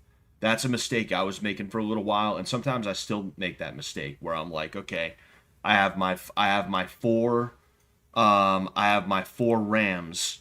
Let's send those guys in, and then I'll immediately start booming. And it's like, if my Rams get fucked up early, I'm like, uh-oh, I better make more Rams. So I make like 2 or 3 more Rams while I'm trying to boom at the same time. And I can't do that because I'm like I said, I'm bottlenecking myself. Where like I don't have enough resources to boom and make Rams. I have to focus on one or the other, you know? Um, and that's why like I could have been like, oh, let's boom, but I decided no, I want to keep up with this momentum because I had already taken down two of his town centers. You know, if I could build a castle in here, that would have made it really, really hard for him to operate. Because for one thing, I'm denying some of his gold, even though he has this gold right here. At the very least, I have this, and then I'm pressuring in on him, taking all these farms out of his range. You know, he can't get to those farms, so that's more wood he has to spend on the farms, and then more food that he doesn't have because he's losing these farms to spend on having to make more vills, which I killed so many of them, you know? You should read The Art of War by Sun Tzu to give you a mind boost in this game. You know, I think The Art of War is one of those books. It's like pop psychology. It's like Nietzsche. It's like somebody who tells me they read Nietzsche, I'm just like, oh, all right. It's like, am I supposed to be impressed? You know, I've read The Art of War before. You know, because like back in 2020, I had nothing else to do, so I was like, why don't I just get into fucking audiobooks? So I listened to The Art of War, and it's like, yeah, sure, I guess I could understand how you would take some of the art of war and apply it to real life or like another situation or something like that. But like, why would I want to? You know, it's like 48 laws of power bullshit. It's a type of stuff where it's like if you actually read and implement this in any way other than a truly like actually um competitive model or mindset, it's like you know. And even then also it's become like standard reading almost on that level where it's like, yeah, everybody's read The Art of War by Sun Tzu. Everybody has, dude, of course, you know. It's like hostile takeover 101 for a businessman, you know. If you go to any business school, they're going to tell you read The Art of War because you can actually apply it to modern day whatever, you know, modern day business, modern day mergers, modern day whatever, you know. Um, uh, yeah, so he had a vill high of 49, which it seemed like a lot more. He had only 19 more villagers than I did, you know, and I slaughtered quite a bit of those motherfuckers. He had a lot more relic gold than I did too, even though, oh, well, he captured he captured 2 out of 4 relics, but I knocked those relics out. Um, but he had those relics for a lot longer than I did, which is why he had well over just yeah, he had 134 more gold from the relic than I did, you know. Um, what about his military? We both converted 1 unit. That's funny. My largest army was 14. His was 4. He lost 4 buildings. I raised 4 buildings. Raised 4 of them. I lost 12 units. He lost 45. He lost 45. And then I killed 44 of his units. But I killed 44 of his units, but it says he lost 45 units. Did he like delete one of them? I am confused. Oh, you know what it is? I converted one of his units. That's the extra unit that was converted. Curious about the economy. Yeah, I collected mad stone. You know, I had enough stone for like 2.5 castles basically. Mad gold collected. Not as much food. Not as much wood. That's surprising because even though it's only like a couple hundred more, I have a wood bonus on my Celts. So that's interesting. I'm curious about the timeline as well. It's always funny to see a timeline where it just goes it just does that. Anyway, um you should write a book about that game and call it Scott Soul, Sco Soul. I'm gonna before I go, I'm gonna show you guys a little bit of what I have. Oh yeah. First off, this is for the knife fighting. This is what we're using. They're not made of metal. They're very clearly like foam. You know, there's probably like plastic or wood on the inside and there's foam on the outside. So that's interesting. They're going to be very, very lightweight, that's for sure. But I'm working on a book. I'm I'm losing weight for real this time. I'm actually really, really happy about it.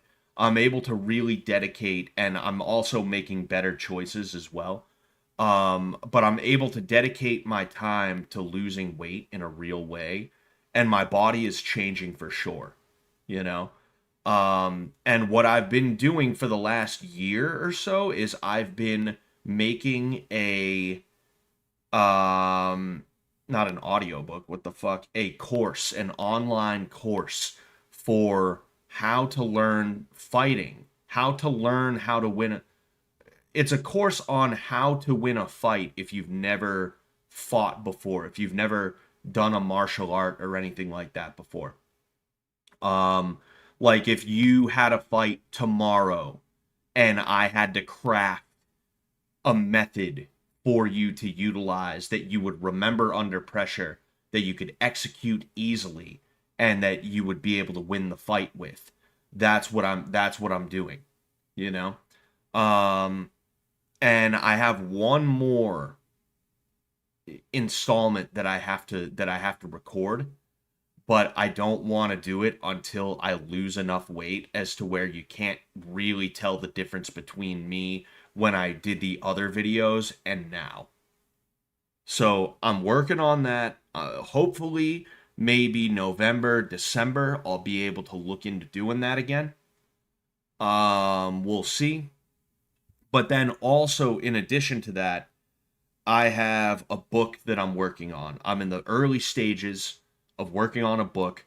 I'll read you basically everything that I have right now. Okay, it's not going to be a ton. I have 17 bullet points right now, and some of them I expand on, right? And this is a rules for street fights kind of book. I need a better title for it. I'm going to ask people what they think a better title would be, but the working title right now is just rules for street fights, all right? And rule number 1 is tickle. Tickle him. Um, no, but rule number 1 is fights are not cool. They're scary and dangerous, and you should avoid them. Never let someone coax you into taking it outside. You're either in immediate danger or you aren't. You also don't ever want to fight for egotistical reasons. This is what leads to one of those kinds of fights as well. It doesn't feel good being the bigger or better man, but sometimes you have to be willing to deal with the agitation. Either it's urgent enough for you to throw hands in the bar room or the dairy aisle or wherever you happen to be, or it's not worth it to fight. And this is very early draft, so if I repeat myself in some of the explanations, that's why. And then I said, again, repeating myself, it doesn't feel good to be the bigger man. It's not gratifying to allow someone to walk around thinking they've won or they're tougher or smarter than you. Um, I don't like it personally and often find myself dealing with people who feel that way about the world. Just keep in mind, it's got nothing to do with you. There is something inside of them that is defective to make them approach anyone like that. You don't need to stick around them. Number 2 is avoidance is better than running. Running is better than fighting. Fighting is better than dying. I don't go to bars or clubs. I've never been a crowds guy. I noticed a pretty faithful pattern that people in bad situations, fuck, again, early draft, I'm not really even coherent, but I don't go to bars or clubs, never been a crowds guy, and I noticed a pretty faithful pattern that people with bad intentions hang out in those places. 3 is if you've got friends, use them. Pretty self-explanatory. I didn't have a bullet point for that, but I'm going to make one. Number 4 is friends don't let friends fight alone. And this is kind of the inverse of that, or the other side of the coin, where it's like, if you got friends, don't be like, hey man, stay out of it. It's okay, I got this. No, your friends should be involved in it in some way. Even if it's just like, hey, we're gonna pull this guy off and we're gonna break it up. Like it's a situation where we can actually do that and it's not a bad idea, then we'll do it, right? Even if it's just that. And then it's friends don't let friends fight alone, which is you. That's like for you. Like, don't be the guy who, when your friend is getting beat up by 2 or 3 dudes, you're like, whoa, hey, whoa, whoa. Don't be that guy off to the side watching your friend get beat up like that. That's not cool, you know? And it's always a certain kind of guy who looks a certain kind of way who does that too. If you pay attention, there's a certain kind of guy that always fights with his friends, and there's a certain kind of guy who, when he sees his friends get beat up, he's like, whoa, hey. That's the extent of what he does, you know? It's interesting. But oh man.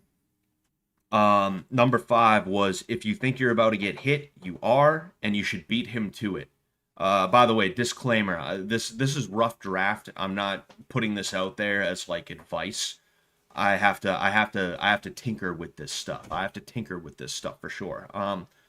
Number 6 is chivalry is for your friends. That's a big one. You know, I would never fight a friend of mine in the first place. I would never throw hands with a friend just because I'm mad at them. It's one thing if they did something to warrant it in a real way, but the idea that I'm gonna like fight one of my friends and then we're gonna have a beer after, we're gonna be pals, no, that's like baby boomer Gen X bullshit, where like they want to believe the world works a certain way and it doesn't.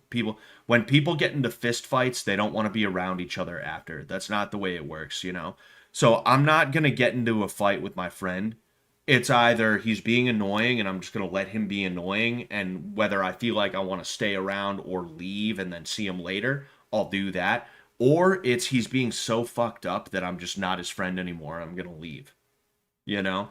But like, if I was in a situation where I was not thinking straight and I decided that I was going to fight a friend of mine for whatever reason, maybe I wouldn't try and gouge his eye.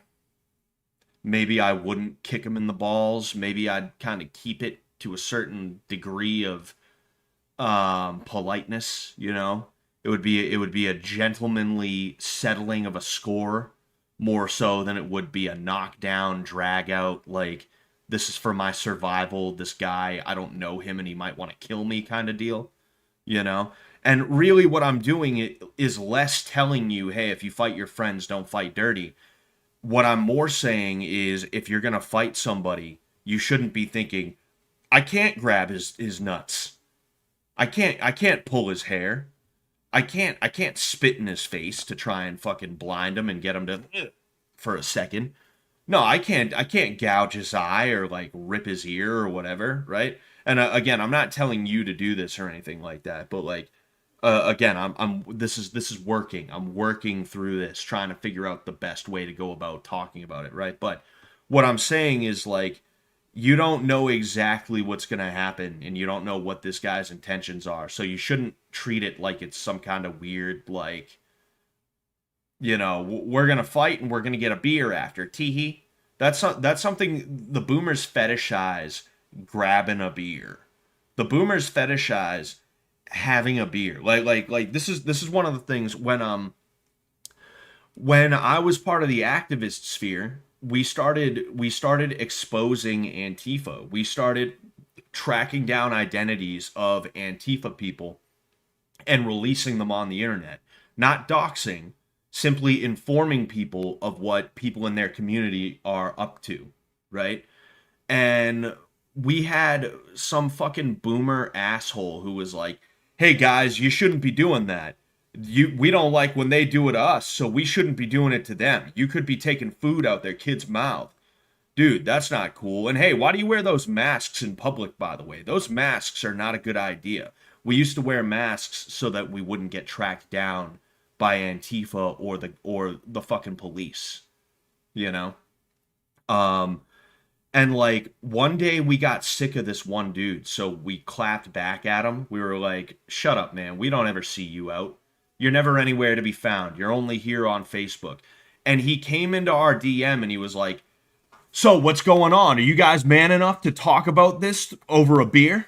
Are you guys man enough to meet up with me at a bar and talk about this over a beer?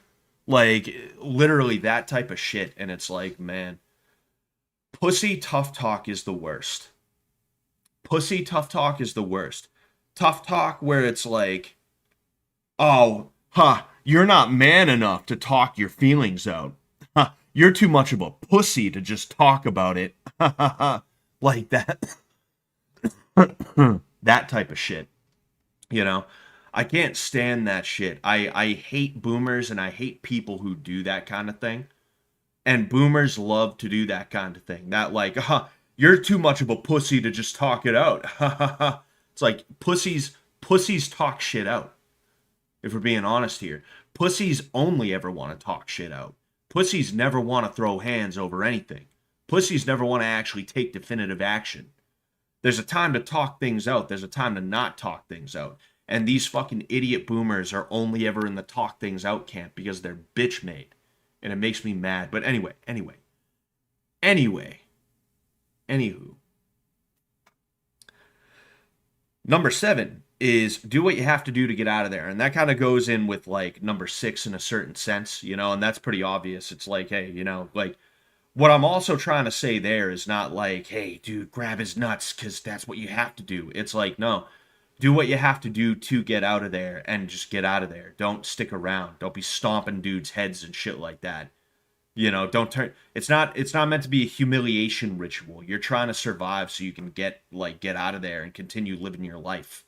You know, that's what you're trying to do. You're not trying to like show him and everybody around and Instagram because everybody pulls their phones out as soon as shit goes down. You're not trying to fucking like, you're not trying to make it into a thing where it's like, yeah, that's right, you know. Number 8 is if you're in a bad mood, avoid going out. This is a big one. This is a really big one for sure, you know. Number 9 is if he doesn't want to leave you alone, it doesn't matter if you just want to be left alone. Number 10 is it's none of your business unless it is. Don't get involved in someone else's issues unless there's a good reason, a friend, a family member, etc. I'm trying to find a way, if I'm being completely honest with you, I'm trying to find a way to put in something about if you see somebody getting jumped by multiple people, maybe get involved in that. I'm trying to find a way to put that down in a way that doesn't just sound like I'm saying get involved in everybody else's problems all the time. Because you know what? If I'm being honest with you, if I see 5 black dudes jumping a white guy, but that white dude, like, clearly and verifiably in that moment deserved it, I might just let him catch that ass whooping. Like, and I don't mean like he said the N-word. No, I don't mean that. I mean like he started shit and pulled a gun, or like he was trying to like he like grabbed one of the guy's girlfriend's asses. He grabbed one of the guy's asses. You know, I'm liable to kind of let people who deserve it get their asses beat. But you know what? There's a lot of situations where you see certain people getting beat up by certain other people who definitely do not deserve it. And if I ever came across a situation like that, I gotta be honest with you, I would probably get involved in some capacity. Even though it's not technically what I should be doing. That's not technically a good idea from simply a pragmatic standpoint. If I don't know anybody who's involved, to get involved just because the guy who's getting beat up is a certain way, that's not advisable. From a strictly pragmatic, analytical, by the numbers standpoint, that is not what you should be doing. But we don't live in a pragmatic, by the books, by the numbers world, you know? So I'm trying to figure out a way to kind of slip that in there, if I'm just being honest with you. 11, keep secrets about yourself. This is actually when I first started uploading videos. I was doing Instagram at first.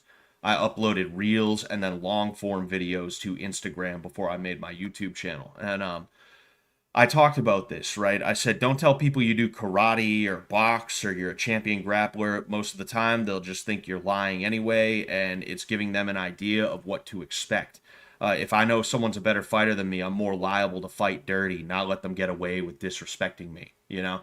And you're going to find that there's a lot of people out there who, if you're like, you don't want to mess with me, buddy, I'm a kickboxer. If you're saying that, they're just going to think, all right, well, I got a baseball bat lying around somewhere. Typically, I wouldn't be using that thing, but apparently that's what I need to beat this guy up. So maybe I should go grab that, you know? Number 12 is you won't be a martyr. And this is a big one. And again, I'm still working through this. Disclaimer, this is not the finished product, so don't take this as gospel. Don't take this as me saying for you to do anything. This is not any kind of call to action. Excuse me. If there's a political bent to an attack that's been made on your life, you won't make the news or get a book deal or anything by trying to emulate Gandhi. We aren't at a point where anyone will care enough to change the world over your martyrdom, and if anything, the people who are against you will use it like porn. There are countless videos of one kind of person getting beat up by another, and if you check the comments, the same kind of person as the attacker will be there hurling insults and generalities. Rule number 69, if you have to give your boy pussy, do it, and do it with gusto. That's the only way to do it, is with gusto. Number 13, weapons are a double-edged sword. Because, force multipliers are good, but, you might multiply the force to the point where that guy doesn't get back up ever, and he's dead, and now you're in prison. So you gotta be considerate. 14 of 17 right now. Don't go out if you're in a bad mood. That's actually a repeat of what I believe was number 8. But I did expand on it, so I'll say, many people have been hurt or killed because they were in a bad mood and decided to go out to a bar or concert or restaurant. If you absolutely have to go somewhere while angry, do whatever you have to get right home. It's not the time to make detours or to get into conversations with someone. If you can't make choices without anger infecting them, simply do not make choices, And that's something that bothers me, is when I'm in a bad mood, my first thought is I just got to get home, because the longer I'm out, the closer I am to making a mistake. When, I have to deal with somebody who's like, oh, but dude, let's just hang out for 5 more minutes. Oh, but can we stop here? I'm already telling them, yo, I gotta get home right away. Oh, dude, can we, it's like, no, we can't. We fucking can't. I'm going straight home. I'm hopping on the computer, and I'm gonna get more angry at AOE. But at the very least, I'm home. I won't be around people that I might get into fights with. 15 is don't tell on yourself. Again, disclaimer, these are not finished thoughts, and I'm not calling anyone to any kind of action. But if you don't have to report a fight, then don't. Keep in mind, I'm not telling anyone to commit or cover up crimes. What I'm saying is know your laws and rights and exercise them in a way that doesn't get you into trouble. And if that includes you not legally having to tell the authorities that you got into a fist fight with somebody, then don't do it. Fucking, I'm not telling you to do that. I'm saying if you have the legal right to do that where you're at, then don't do it. 16. You know your intentions, not his, right? This guy may intend to kill you, or he may intend to put you through a humiliation ritual. You know that if he falls over and doesn't get up right away, you'll stop hitting him and try to escape. You can't trust that he won't stomp your head. A lot of crime today has absolutely nothing to do with socioeconomics, but everything to do with ego and pride. For the criminal, it's about feeling strong or tough and entitled to do what they want to do what they want to who they want. This is why people get stabbed or beat up after they give their money over during a robbery. The money was a plus. What they wanted was to make you fear for your life, to break down and become a toy for them to play with.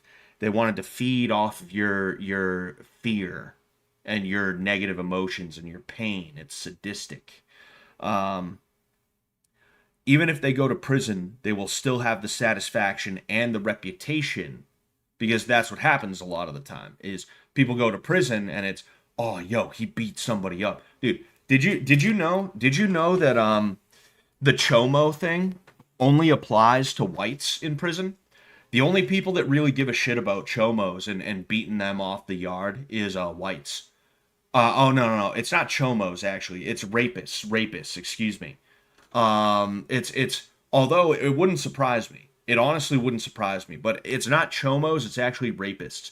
The only people who give a fuck about beating up the rapists in prison are the white people. The white gangs, the white whatever, right? If you're black and you rape someone and you end up in prison, they don't care. And if you raped a white woman, that's points. That's fist bumps. That's attaboys, is what that is. Prison is worse than you even realize in that way. And a lot of the things that we know about prison come from stories from the white gangs and stuff like that. In most prisons, if they are racially segregated in that way, if they break down by race, like in, say, the California system or Texas or a lot of federal places and stuff like that, if you're black, you get away with having fucking ripper charges, especially if it's on a white woman, you know? And that's a fact. You can ask anybody who's been to prison. They'll tell you that, you know? But anyway, like, again, you won't be made a martyr, and the guy who goes to prison, he'll walk in there a king, you know? Even if they go to prison, they will still have the satisfaction, the reputation. Ah, yes, cruelty is respect in their world. You will be left with physical and emotional scars which may never heal, assuming you didn't just die in the first place. And then 17 is, unless you know how to fight, you don't know how to fight. I thought it was 17, there's 18. 18 is, don't fight more than one person, and that's pretty obvious. You shouldn't be thinking about, like, I'm totally going to take on all 4 of these guys. Oh, yeah, I'm going to beat them all. It's like, nah, get out of there. Get out of there. But anyway, yeah, so that's what I have so far. I'm giving you guys free advice, right? I'm giving you guys free advice by telling you that stuff. If you're smart, you'll take it, right? Now, like I said, in this case, it's not necessarily even advice. I'm talking about in other situations where I show you certain things that I'm working on for free. In this case, I'm just telling you guys what I have so far. It's not actually advice, right? It's not a call to action of any kind, but like, I'm just explaining to you guys why every now and again I run you through a document that has something that I'm working on. Is because I want you guys to have a free bit of information here. I want to help you out, you know? In this case, I just thought you would enjoy it. I wasn't trying to give you advice or information, you know? Consult with a lawyer before you do anything regarding anything when it comes to fighting or self-defense, okay? But look forward to the series and book, man. Good tips. Get the weight loss done. I'm in the weight loss train 2 with Sober October, 20 pounds to goal, 30 to my prime weight. Stay consistent. Hey, thank you very much, Admiral Wackass. I appreciate you, man. What's it called? And good luck on your journey as well. Any ideas for the name of the book? How about The Fightology? I'll write that one down. I'll write it down. The Fightology. I don't know if that's going to be it exactly, but you know. But yeah, I should get out of here. I was supposed to get out of here around the 3-hour mark. I just want to say thank you, everybody. This was a good night. You know, good night of fights, and I had a good time after. I'm glad I stuck around instead of just hopping right off. I will see you on Wednesday. That's just going to be a chill stream. I'll just be hanging out, doing my thing. If I can stream before then, you guys know that I will, but chances are it's going to be a Wednesday stream. So, all right. Yeah. It's about time to hit that dusty trail. I will talk to you guys later. Yes, I'll probably call it the Rapeology. That's probably what I'll call it. All right. Peace out.